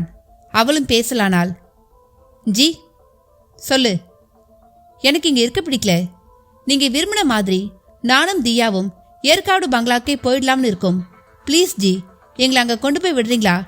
மிக நிதானமாய் ஆனால் உணர்ச்சி பொங்க பேசினாள். அதை கேட்டு சற்று அமைதியா சிந்தித்த கணேசன், சரி ரத்தி, நீ உன் துணிமணிகளை எல்லாம் எடுத்துக்கோ. இன்ஃபேக்ட் உன் ப்ராப்பர்ட்டி எல்லாத்தையும் கூட எடுத்துக்கோ. நீ திரும்ப இந்த பங்களாவுக்கு வரும்படி இருக்காதுன்னு தான் நான் நினைக்கிறேன். நானே உன்னை கொண்டு போய் விடுறேன். போ, புறப்படு. அவன் பதிலை தொடர்ந்து அவள் அகன்றாள். அவள் விலகவுமே கஸ்தூரி வாய் திறந்தாள். என்ன கணேசா, அவ இனி இந்த வீட்ல வாழ போறதில்லைன்ற மாதிரியே பேசுறியே. எனக்கு என்னவோ மாதிரி இருக்குப்பா. அதுலயும் இப்ப அவ கர்ப்பமா வேற இருக்கா. பக்கத்துல இருந்து பாத்துக்க தாய் தகப்பனும் இல்ல. ஆமா, இத நீயா பேசுற? ஏன்டா அப்படி கேக்குற? இந்த பாசம் அக்கறை எல்லாம் இத்தனை வருஷமா எங்கம்மா போச்சு? டேய், அது வேற இது வேறடா. இங்க ஒருத்தி உனக்குனே இருக்கும்பொழுது 1000 மைலுக்கு அப்பால இருந்து ஒருத்தி வந்துட்டாள் என்ற கோபம்டா. குலம் கோத்திரம் வம்ச வழிமுறைன்னு எவ்வளவோ இருக்குடா. சரி சரி, உங்க 2 பேருக்கும் நான் ஒன்ன மட்டும் சொல்லிக்கிறேன். நீங்க வருத்தப்படும்படியா என்னால எதுவும் நடக்காது. வேற யாராலையாவது நடந்தா அதுக்கு நான் பொறுப்பாக முடியாது. போய் வேலையை பாருங்க. அவன் எந்த பொருளில் சொல்கிறான் என்று புரிந்தும் புரியாமலுமே இருவரும் விலகினர். ஆனால் மஞ்சுவும் சுந்தரவலியும் சற்று குழம்பி இருந்தனர். மாப்ள என்றாள் சுந்தரவலி. கணேசனும் என்னையா கூப்பிட்டீங்க என்று பார்த்தான். அதற்கு அசட்டு சிரிப்பு சிரித்தாள் சுந்தரவலி. என்ன அத்த பூசா, சும்மா கணேசனை கூப்பிடுங்க என்றான் கணேசன். அட என்ன நீங்க? அம்மா இனி மாப்பிள்ளைன்னு தான் கூப்பிடுவாங்க. மாப்பிள்ள தானே நீங்க? சற்று அதட்டலாக கேட்டாள் மஞ்சு. சில வினாடிகள் அவளை ஒரு மாதிரி பார்த்தவன், நீ என்ன சொன்னாலும் சரி மஞ்சு, அதுதான் இனி எனக்கு வேதம் என்றான். அதை கேட்கவுமே மஞ்சுவுக்கும் சுந்தரவலிக்கும் இனித்தது. மருந்தின் மகிமை என்று நினைத்துக்கொண்டே, எலெக்ஷன் எல்லாம் முடிஞ்ச பிறகுதான் நம்ம கல்யாணமா? மாமா சொல்றதை கேட்டா எனக்கு ரொம்ப வருத்தமா இருக்கு என்று இழுத்தாள் மஞ்சு. இதோ பார், அவர் சொன்னா சொல்லிட்டு போகட்டும். ரத்தி பிரச்சனை தீர்ந்துட்டா அடுத்து நம்ம கல்யாணம் தான் என்று சிரித்தான் கணேசன். கோர்ட்டு டைவர்ஸ் இதுக்கெல்லாம் வருஷ கணக்காகும். ஏதோ கொஞ்சம் பணத்தை கொடுத்து விடுதலை பத்திரம் எழுதி வாங்கிக்கிறதான் எனக்கு சரியா படுது. ஆனா அவ அதுக்கு சம்மதிக்கிறவளா தெரியல எனக்கு. பேச்சில் இழுத்தாள் மஞ்சு. அப்படின்னா அவ சாகணும், அது மட்டும் தான் தீர்வு. ஆனா அது என்ன நம்ம கையிலயா இருக்கு? அந்த அருணாச்சல எம்பியும் ஒரு தடவைக்கு 2 தடவை ட்ரை பண்ணி பார்த்துட்டான், தப்பிச்சிட்டாளே. கணேசன் சொன்ன விதமே ரத்தி சாவதில் தனக்கு எந்த வருத்தமும் இல்லை என்கிற துணியில் இருந்தது. அதை கேட்ட சுந்தரவல்லி முகத்தில் உடனேயே ஒரு ஜொலிப்பு. புரிந்து கொண்டது போல மஞ்சுவும் பாவனை காட்டினாள். இப்பொழுதுக்கு ஏற்காடுல கொண்டு போய் விட்டுட்டு வந்துறேன். நாம இங்க கொஞ்சம் ஃப்ரீயா இருக்கலாம் பாரு என்றபடியே எழுந்தான் கணேசன். ஆமாம், அவளும் தானே போறேங்கிறா. போய் விட்டுட்டு வந்துருங்க மாப்ள. அதுதான் இப்பொழுதுக்கு ரைட் மூவ். நானும் கிளம்புறேன், போய் விட்டுட்டு வந்துறேன். பை த பை, இன்னைக்கு நைட் ஷோ போவோம் மஞ்சு, உனக்கு சம்மதம் தானே என்று கணேசன் கேட்கவும் மஞ்சு முகத்தில் மத்தாப்பு. அவனும் விலகிட மஞ்சு மத்தாப்பை குறைத்து கொண்டு சுந்தரவல்லியை பார்த்தாள். என்னடி யோசனையா பாக்குற? ஒரு பக்கம் ரொம்ப சந்தோஷமா இருக்கு, இன்னொரு பக்கம் இது எதுல போய் முடியுமோன்னு கவலையாவும் இருக்குமா? எனக்கும் தான். ஆனா உன் அப்பா எல்லாத்தையும் நல்லபடியா முடிச்சு வைப்பார், கவலையே படாத. அவ செத்தாலும் வருத்தம் இல்லைங்கிற மாதிரி கணேசன் சொன்னதை கேட்டியா? அப்படின்னா அது மட்டும்தாண்டி தீர்வு, வேற எதுவுமே தீர்வில்லை. அவளோட அந்த குட்டி பிசாசும் சேர்ந்து ஒழியணும். அது ஒரு விபத்தாவோ தற்கொலையாவோ தான் இருக்கணும். வேறு எதா இருந்தாலும் நமக்கு சிக்கல் தான். உங்க அப்பா இன்னைக்கு அந்த மருந்துக்காரனை பார்க்க போறார், அவன் அதுக்கு ஒரு வழி பண்ணி தருவான் பார் என்றாள். மஞ்சு முகத்தில் மீண்டும் ஒரு மத்தாப்பு. காருக்குள் டிரைவிங் சீட்டில் மூர்த்தி, பின்னால் குலசேகர ராஜா. காரும் வழுக்குப்பாறை நோக்கி சீரத் தொடங்கியது. மூர்த்தி, லோடர் கண்ணை எடுத்துக்கிட்டு தானே? எடுத்துக்கிட்டேன் பாஸ். இப்ப நான் சொல்ல போறத நல்லா கேட்டுக்கோ. அப்படி நீ கேட்டுக்கிட்டா 20 கோடி அந்த மாரப்ப வாத்திக்கு கிடையாது, உனக்கு. குலசேகர ராஜா பேச்சு மூர்த்தியை காரை கிரீச்சிட்டு நிற்க வைத்தது. பாஸ், என்ன சொல்றீங்க என்று மூர்த்தியும் வாய்ப்பிழந்தான். ஆமாம், 20 கோடி உனக்கு. இது நீ என்கிட்ட காட்டுற விசுவாசத்துக்கும் உழைப்புக்கும் நான் கொடுக்கிற பரிசும் கூட. பாஸ், அப்படி நான் என்ன பண்ணிட்டேன்னு உங்களுக்கு? இனிதான் பண்ண போற. என்ன பாஸ்? அப்படி நான் என்ன பண்ணணும் சொல்றேன், நல்லா கேட்டுக்கோ. சஸ்பென்ஸாக ஆரம்பித்தார் குலசேகர ராஜா. அத்தியாயம் 50. மண்ணாங்கட்டியார் மருத்துதை கண்ட அசோகமித்திரனுக்குள்ளேயும் ஆச்சரியங்கள். குற்றங்களையும் குறைகளையும் தொழிலாக்க கொண்டவர்களிடம் தானே இன்று கோடிகள் கொட்டி கிடக்கின்றன. அவர்களால் சட்டத்தை கூட வளைக்க முடிகிறது. அப்படி இருக்க அவர்களை சிலர் எதை வைத்து மறுக்கிறார்கள்? தன் மனத்தில் தோன்றிய கேள்வியை கண்களில் பிரதிபலித்தார் அசோகமித்திரன். என்ன அசோகா, தப்பானவன் சந்தோஷமா இருக்கிறத நான் மறுக்கிறது ஆச்சரியமா இருக்கா? இம்மட்டுல உன்னால் அவன் படகு கார்ல போறதையும் அவனுக்கும் அவன் அதிகாரத்துக்கும் எல்லோரும் பயப்படுறதையும் தான் நீ காட்ட முடியும். அவன் மனநிலையை உன்னாலேயும் பார்க்க முடியாது, அதை எனக்கு காட்டவும் முடியாது. ஒரு உயிரோட வாழ்வுங்கிறது உடல் சார்ந்ததே அல்ல, அது முழுக்க முழுக்க மனம் சார்ந்தது. குற்ற உணர்ச்சி இல்லாத, அச்சமே இல்லாத, குழப்பமே இல்லாத ஆகாசத்தை விட அகன்றும் சூரியனை விடவே ஒளி மிகுந்தும் ஒரு மனம் இருந்துட்டா அதுக்கு பேர் தான் சொர்க்கம். நான் சொன்ன இது எதுவும் அந்த தப்பான கோடீஸ்வரர்கள் கிட்ட இருக்காது. அவர்களுக்காக பல பேர் யோசிப்பாங்க, அவர்களுக்காக பல பேர் செயல்படுவாங்க. ஆனா அவங்களால சுயமா ஒரு நிஜ சந்தோஷத்தை அனுபவிக்க முடியாது. எப்பவும் ஒரு உணர்ச்சி, எப்பவும் ஒரு பயம், எப்பவும் எதை பற்றியாவது ஒரு கவலை, எதுக்கு பிறந்திருக்கிறோம்னே தெரியாத ஒரு ஓட்டம். இது எல்லாம் தான் அந்த மனிதர்கள் நிலை. என் வரையில அவனை விட ஒரு பரிதாபகரமான மனிதன் உலகத்திலேயே கூடாது. பணம், பதவி, அதிகாரம் எல்லாம் வரம்னு யார் சொன்னது? அது எல்லாமே சாபங்கள். சாபம்னு சொல்லி இதை கொடுத்தா யார் வாங்கிக்க முன் வருவா? அதனால தான் இது எல்லாமே அதிர்ஷ்டம்னும் ஆசாத்தியம்னும் சொல்லிக் கொடுக்கப்பட்டிருக்கு. நான் சொல்றது ஒரு பேருண்மை. இது அறிவாளிக்கு புரியாது, ஆனால் ஞானிக்கு மட்டும்தான் புரியும். அறிவு நிதர்சனமானதை, அதாவது புலப்படுவதை வைத்துதான் எடை போடும். ஞானம் புலப்படாததையும் தனக்குள் புலப்பட செய்து எடை போடும்.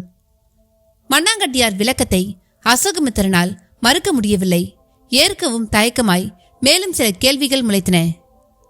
குரு, பணம், பதவி, அதிகாரம் எல்லாம் உண்மையில சாபம்னா நம் முன்னோர்கள் 16 பெற்று பெருவாழ்வு வாழ்குன்னு எதுக்காக வாழ்த்தணும்? அந்த 16ல இந்த பணம் பதவி எல்லாம் இருக்கே, அவ்வளோ ஏன் இதுக்குன்னு மகாலட்சுமின்னு ஒரு தெய்வமே இருக்கே.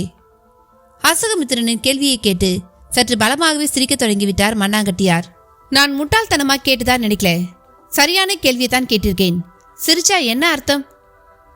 நான் என்னப்பா பண்ணுவேன்? சிரிப்பு வந்துருச்சு, சிரிச்சிட்டேன். இந்த சிரிப்பு, அப்புறம் கோபம், அப்புறம் இந்த தலைமுடி வியர்வை, மூத்திரம், மலம், இதெல்லாமே கொஞ்சம் தன்னிச்சையானவைப்பா. இதை நம் கட்டுப்பாட்டில் வச்சிருக்கிறது கஷ்டம். போகட்டும், உன் கேள்விக்கு வரேன். வாழறதுக்கு பணம் காசு வேணும். ஆனா அது மட்டும்தான் வேணும்னு நினைக்கும் பொழுதுதான் எல்லா சங்கடங்களும் வர தொடங்குது. இந்த பணம் காசு வேணுங்கிறவங்களுக்கு வடிவானவதான் மகாலட்சுமி. அது ஒரு அழகான உருவகம். நாம் இப்ப அவளை தொட்டு புராணங்களுக்குள்ள போக வேண்டாம். நீ சொன்ன அந்த 16 பேரு எதுக்கு தெரியுமா? அந்த 16 பேர்கள் முதல்ல என்னன்னு தெரியுமா? மண்ணாங்கட்டியார் ஒரு பெரிய விஷயத்துக்கு அஸ்திவாரம் போடுவது அசோகமித்திரனுக்கு புரிந்தது. குலசேகர ராஜா சஸ்பென்ஸை உடைக்க தொடங்கினார். மூர்த்தி, இந்த மாரப்ப வாத்தி, அப்புறம் இந்த போதிமுத்து, ஜல்லி, இவங்கெல்லாம் பயங்கர தேர்ட் ரேட் பர்சன்ஸ். நான் சொல்ல வர்றது உனக்கு புரியும்னு நினைக்கிறேன். புரியுது பாஸ். ஏவல் செய்வினைங்கிற வேலைகளை நல்லா படிச்ச நாகரிகமானவன் செய்ய மாட்டானே. என் தலையெடுத்து இவரையெல்லாம் நான் சந்திக்கும்படி ஆயிடுச்சு. இருந்தாலும் அதுல நமக்கு சக்சஸ் தானே பாஸ். அங்கதான் எனக்கு சில விஷயங்கள் புரிய மாட்டேங்குது. இப்படி மருந்தால ஒரு மனசை மாற்ற முடியும்னா கோர்ட்ல விவாகரத்து கேஸ்லேயே நடக்காது தெரியுமா? அவ்வளோ ஏன் நீதிபதிகளே கூட தங்களுடைய தீர்ப்புக்கு பதிலா மருந்து வாங்கி கொடுத்து பிரச்சனையை தீர்த்துருவாங்க. நான் இந்த மாதிரி நிறைய விஷயங்களை சொல்லிக்கிட்டே போகலாம். அப்ப நீங்க சந்தேகப்படுறீங்களா? எனக்குள்ள எழும்புற கேள்விகள் உனக்குள்ள இல்லையா? இல்ல பாஸ். அதான் அவனே சொன்னானே பாஸ், என்னை பார்க்க ஒரு விதி வேணும். எல்லாரும் பார்த்துட முடியாது, எல்லாருக்கும் நான் இதை கொடுத்துடவும் முடியாதுன்னு. இப்படி சொல்றது ஒரு சாமர்த்தியம். அப்புறம் நாம கேள்வி கேட்க முடியாது பாரு. அது சரி, 20 கோடி எனக்கு, அதுக்கு நான் ஏதோ செய்யணும்னு சொன்னீங்களே, அது என்ன பாஸ்? சொன்னா அதை கேட்டு அதிர்ச்சி அடையக்கூடாது. முதல்ல சொல்லுங்க பாஸ், எனக்குள்ள ஒரே படபடப்பா இருக்கு. மூர்த்தி சொல்லும் பொழுதே வழுக்குப்பாறைக்கு செல்லும் அடிவார பகுதியின் சாலை முடியுமிடம் வந்து அதற்கப்பால் கார் ஹெட்லைட் வெளிச்சத்தில் வாழை மரங்கள் ஒரு தோப்பாக தெரிந்தன. காரை நிறுத்து, விவரமா சொல்றேன். மணி இப்ப எவ்வளவு? 7:20 பாஸ். ரைட், நான் சொல்றத நல்லா கேட்டுக்கோ. நாம இப்ப அந்த 3 பேரையும் சந்திக்கும் பொழுது நிச்சயம் அவன் பணம் கேட்பான். நானும் அந்த வடநாட்டுக்காரி செத்தாதான் தருவேன்னு சொல்ல போறேன். அவளை கொல்ல, அதாவது அவ மனசால பாதிக்கப்பட்டு தற்கொலை செய்துக்கணும், அப்படி அவ மனசை பாதிக்கிற மருந்து இருக்கான்னு கேட்க போறேன். அதுக்கு அவன் தனி ரேட்டுன்னு நான் போன்ல பேசினப்பவே சொன்னான். சரின்னு சொல்லி மருந்து வாங்கிக்க போறேன். அப்புறம் இந்த பசங்களுக்கு 1 லட்சமே அதிகம், இவங்களுக்கு 20 கோடிங்கிறதெல்லாம் டூ மச். என்ன சொல்ற? ஆனா ஒத்துக்கிட்டீங்களே பாஸ். அப்ப இருந்த மனநிலையில ஒத்துக்கிட்டேன். அப்ப கூட போக போக பார்த்துப்போம்னு தான் ஒத்துக்கிட்டேன். சரி பாஸ், இப்ப என்ன பண்ண போறோம்? சிம்பிள். நீ லோடர் கன்னோட கூட வா. ஆனா அந்த முனியப்பன் மந்திக்குள்ள வந்துடாத. அங்க ஒரு மரம் பின்னால ஒளிஞ்சுக்கோ. நான் மருந்து வாங்கின உடனே பார்த்துட்டே இரு. 3 பேரையும் பொட்டு பொட்டுன்னு போட்டு தள்ளிடு. பாஸ் நானா? பயப்படாத, அவனுக்கு தரதா சொன்னதை நான் உனக்கு தரேன். இந்த பிள்ளைக்கா பசங்க உயிரோடு இருக்கிறதும் எனக்கு நல்லதில்ல. நாளைக்கு அந்த ரத்தி செத்துட்ட பிறகு கணேசராஜாவும் மஞ்சுவும் சந்தோஷமா வாழும்பொழுது இவங்க நடுவுல வந்து பிளாக்மெயில் பண்ண மாட்டாங்கன்னு என்ன நிச்சயம்? என்ன பாஸ், எப்படியெல்லாமா யோசிக்கிறீங்க? யோசிக்கணும் மூர்த்தி. பணம், உயிர், சொத்து, ரகசியம்னு 4 விஷயங்கள் மிக்ஸ் ஆகிருக்கிற மேட்ராச்சே இது. இருக்கலாம் பாஸ், ஆனா கொலை செய்யற அளவுக்கு தைரியம் எனக்கு இல்ல பாஸ். மாட்டிக்குவோம் என்ற பயமா? இது சைலன்சர் கன், சப்தம் வெளியே கேட்காது. அது மட்டுமில்ல, இவங்க 3 பேரும் சமூகத்துல நெருங்கி வாழறவங்க இல்ல. இந்த சேர்வராயன் மலைக்காட்டுல ஒளிஞ்சிருந்து வாழறவங்க.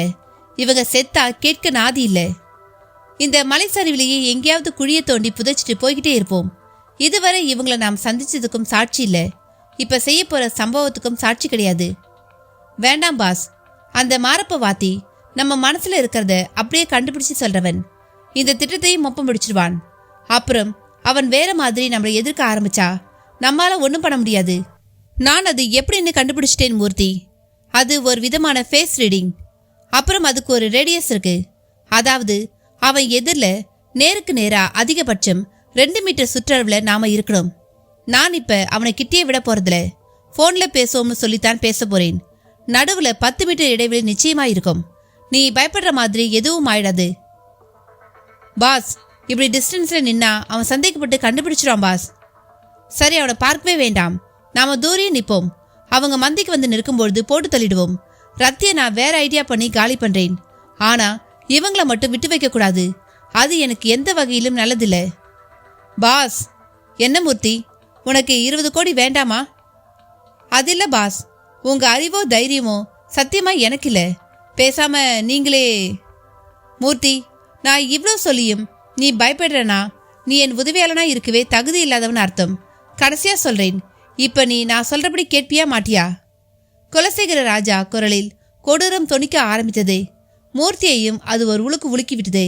மிக தயங்கி சரிங்க பாஸ் என்றான்.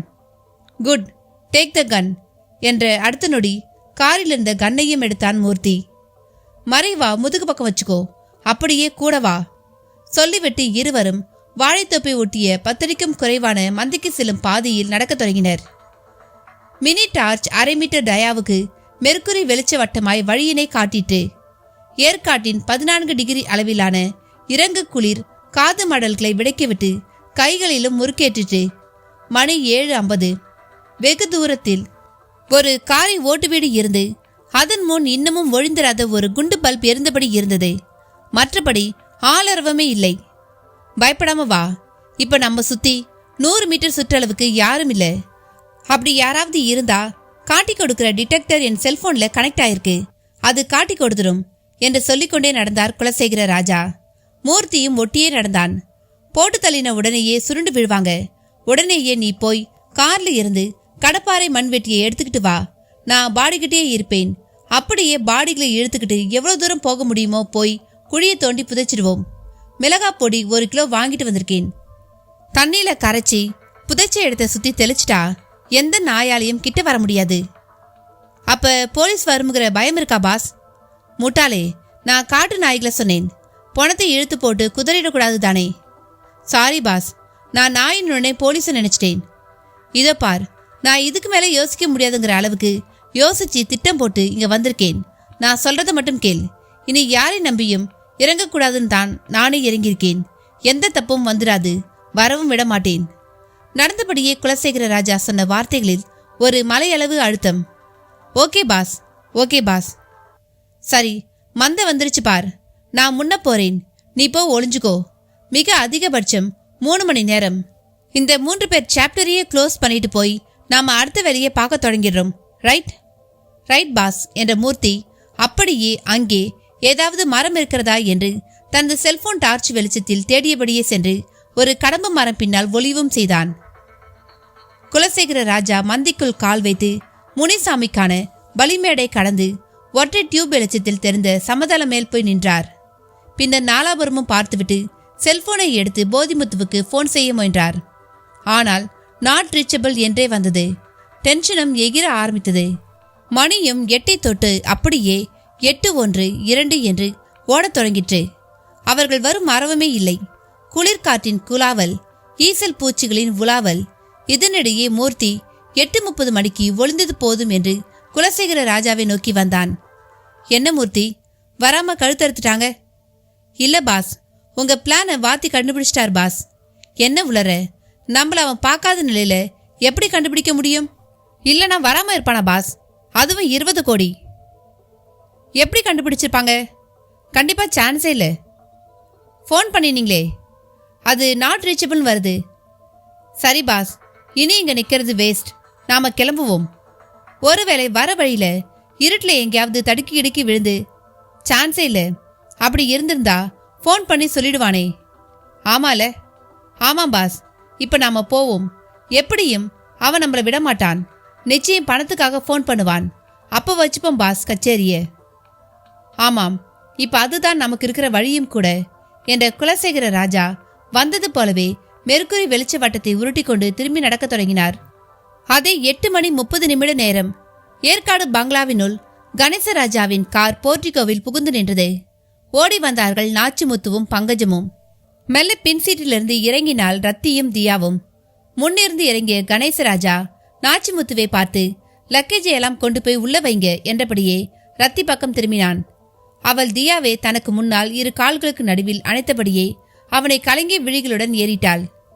நீ ஆசைப்பட்டபடி உன்னை இங்க கொண்டு வந்து விட்டுட்டேன். இனி உன் உலகம் இதுதான். ஏதாவது தேவைப்பட்டா மெசேஜ் பண்ணு, உடனே உனக்கு அது கிடைச்சிரும் என்று பட்டும் படாமல் பேசினான்.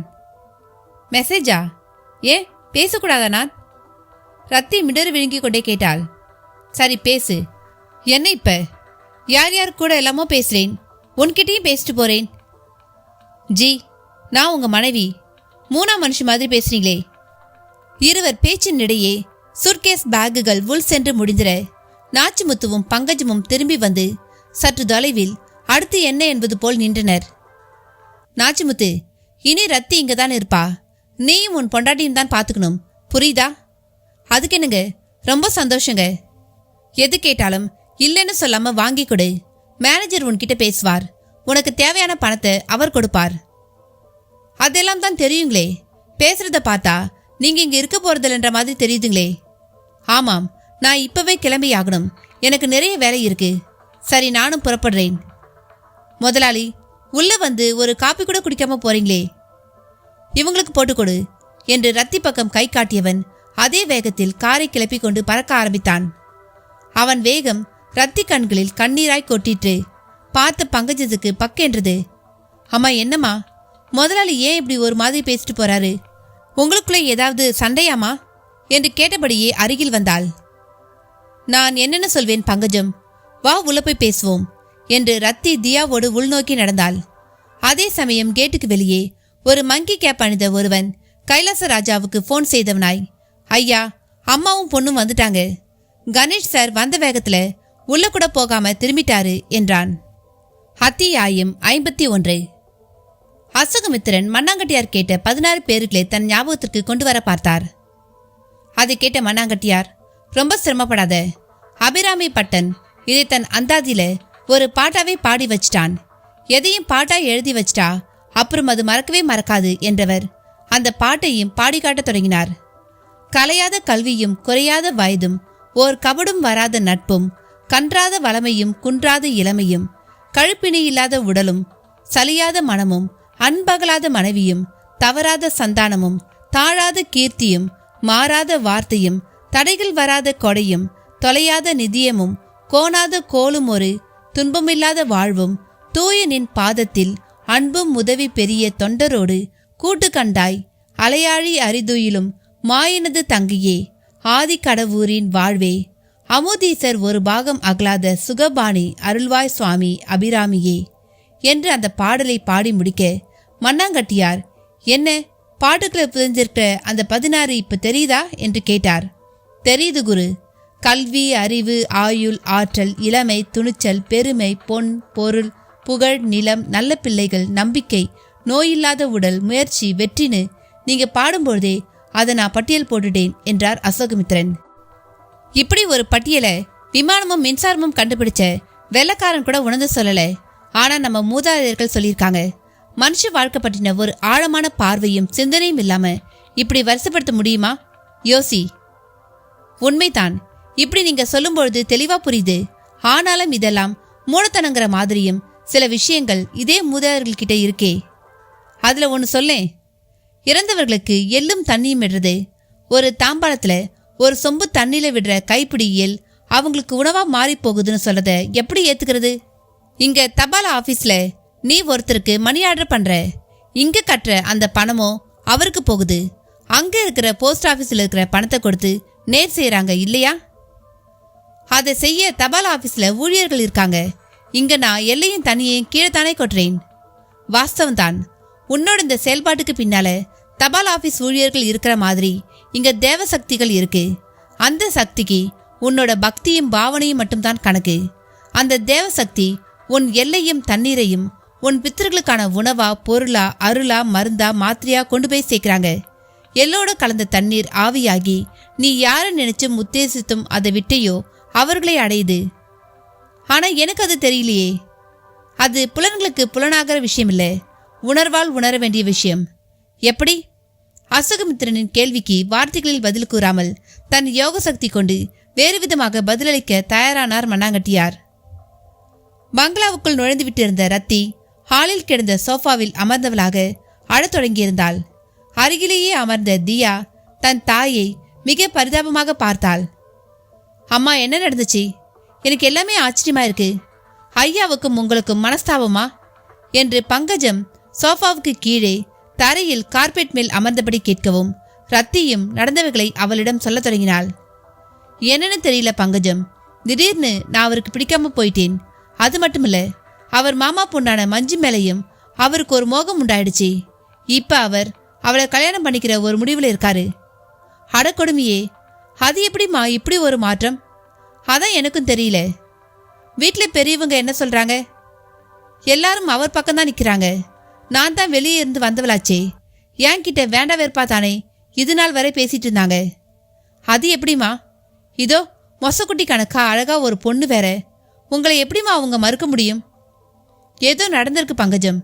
இங்க நாம சந்திச்ச வாழைப்பழ சாமியாரும் கவனமா இரு, விபரீதம் நடக்க நிறைய வாய்ப்பு இருக்குன்னு சொன்னாரு. அது இப்ப நடக்க தொடங்கியிருக்கு. சரி, என்னமா பண்ண போறீங்க? எனக்கு இப்பொழுதைக்கு உதவி செய்ய அந்த சாமியார் தான் இருக்கார். அவருக்காகத்தான் நான் இப்ப ஏற்காட்டுக்கே வந்திருக்கேன். நாளைக்கு காலையில அப்ப முதல்ல போய் பார்த்துருவோமா? ஆமாம், அவர் கையில தான் இருக்கு இப்ப என் வாழ்க்கை. பாப்பா உடம்பு நல்லா தானே இருக்கு, திரும்ப எந்த பிரச்சனையும் இல்லையே. தியாவுக்கு உடம்புல இப்போ ஒரு பிரச்சனையும் இல்லை. ஆனா பாவம் பாரு, நடக்கிறதெல்லாம் பார்த்து குழந்தை ரொம்ப குழம்பி போயிட்டா. தன் அப்பாவை அப்படி நடந்துக்கிறாருன்னு அதிர்ச்சியில இருக்கா. ரத்தி பேச்சோடு பேச்சாக தியாவை இழுத்து கட்டி கொண்டாள். பங்கஜம் கண்களும் கலங்கிவிட்டன. அமைதியாக எல்லாவற்றையும் கேட்டபடி இருந்த நாச்சிமுத்து, அந்த மாமாக்காரர் நல்ல மனுஷன் இல்லம்மா, எங்களை இங்கிருந்து கீழே துரத்தும் போதே நினைச்சேன் அவர் தான் ஏதோ திருகு வேலை பார்த்திருக்கணும் என்றான். திருகு வேலைனா? பங்கஜம் பின் பாயிண்டாக கேட்டாள். இப்படி ஒரு ஆள் மின்னல் வேகத்துல மனசு மாறி தப்பா நடந்துக்கிறார்னா அதுக்கு பின்னால ஏதோ மருந்து மாயம் இருக்கணும் புள்ள. மருந்து மாயம்னா புரியுற மாதிரி சொல்லியா? ஏன், நீ கேள்விப்பட்டது இல்லையா? இது ஏதோ செய்வினையாகத்தான் இருக்கணும். ஐயோ, செய்வினையா? அப்படின்னா யாருக்கு தெரியும்? இங்க கூட ஒரு எஸ்டேட்ல அதோட முதலாளிக்கு வேலைக்காரி ஒருத்தி மருந்து மாயம் செஞ்சு அந்த எஸ்டேட்டையே தன் பேருக்கு எழுதி வாங்கிட்டு தான் சொல்வாங்க. அது யாரியா? எனக்கு தெரியாத அப்படி ஒருத்தி. செம்மநத்தம் ஆரஞ்சு எஸ்டேட் பாக்கியலட்சுமி புள்ள. பாக்கிய மாமாவா? அவங்களா? நிஜமாவா? நான் என்ன நேர்லையா பார்த்தேன், எல்லாம் சொல்ல கேள்விதான். அந்த மருந்து மாயம்லாம் யார் செய்யறா? இங்க சேரராயன் மலையில ஆள் இருக்கிறதா கேள்வி. அடக்கொடுமையே, இப்படியும் கூட மனுஷங்களா? பொறவு சாமியே அசுரர்களோட சண்டை போடும்பொழுது நாம எல்லாம் ஒண்ணுமே இல்லையே. நாச்சிமுத்து சொல்ல சொல்ல ரத்திக்கு குளிரையும் மீறி வியர்க்க ஆரம்பித்தது. கூடவே தீர்க்கமாய் ஒரு எண்ணம். நாச்சிமுத்து, நீ சொன்ன மாதிரி தான் ஏதாவது இருக்கணும். என் கணேஷ்ஜி ரொம்ப நல்லவர்.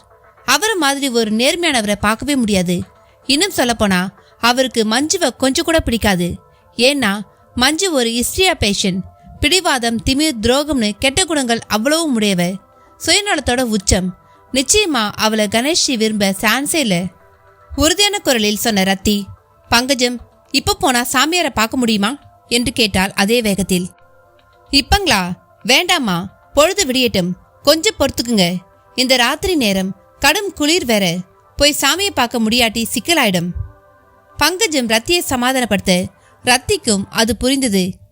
எப்பொழுது பொழுது விடியும் என்கிற கேள்வியோடு படுக்கை அறை நோக்கி நடந்தாள். பங்கஜமும் அவர்களுக்கான டின்னர் தயாரிப்புக்காக சமையல் கட்டு பக்கம் சென்றாள். பங்களா முகப்புக்கு கணேசன் வந்தபொழுது மணி 10 கடந்து விட்டு இருந்தது. மஞ்சு செகண்ட் ஷோ செல்வதற்கான ஆயத்தங்களோடு காத்து கொண்டிருந்தாள். கணேசனும் காரை விட்டு இறங்காமல் போனில் அவளை அழைத்தான். மஞ்சு, வெளியே வா, நான் வந்துட்டேன். இதோ வந்துகிட்டே இருக்கேன் என்ற மஞ்சுவை சுந்தராம்பாள் ஒரு மாதிரி பார்த்தாள். என்னம்மா, ஏன் அப்படி பார்க்குற? இல்ல, ராத்திரி ஷோ முடிஞ்சு வருவேதானே? இதென்ன கேள்வி? வந்து தானே தீரணும். அதுக்கில்லடி, அப்படி வரும்பொழுது கணேசன் ரூமுக்கு போயிடு, நான் கதவை திறக்க மாட்டேன். கணேசன் கேட்டா நான் மாத்திரை போட்டுக்கிட்டதால எழுந்திருக்க முடியாதுன்னு எதையாவது சொல்லி அவன் ரூமுக்கே போயிடு. சரி சரி, நான் பாத்துக்கிறேன். விட்ராதடி, முதல் ராத்திரி தான் எல்லாங்கிறது எங்க காலம். உனக்கு இன்னைக்கு தான் அது. நான் சொல்றது புரியும்னு நினைக்கிறேன். சுந்தரவழி கொஞ்சம் வெட்கத்தை விட்டே பேசினாள். நீ எனக்கு மேல வேகமா இருக்கமா என்று வேகமாக வாசலில் போர்ட்டிகோ நோக்கி நடந்தாள் மஞ்சு.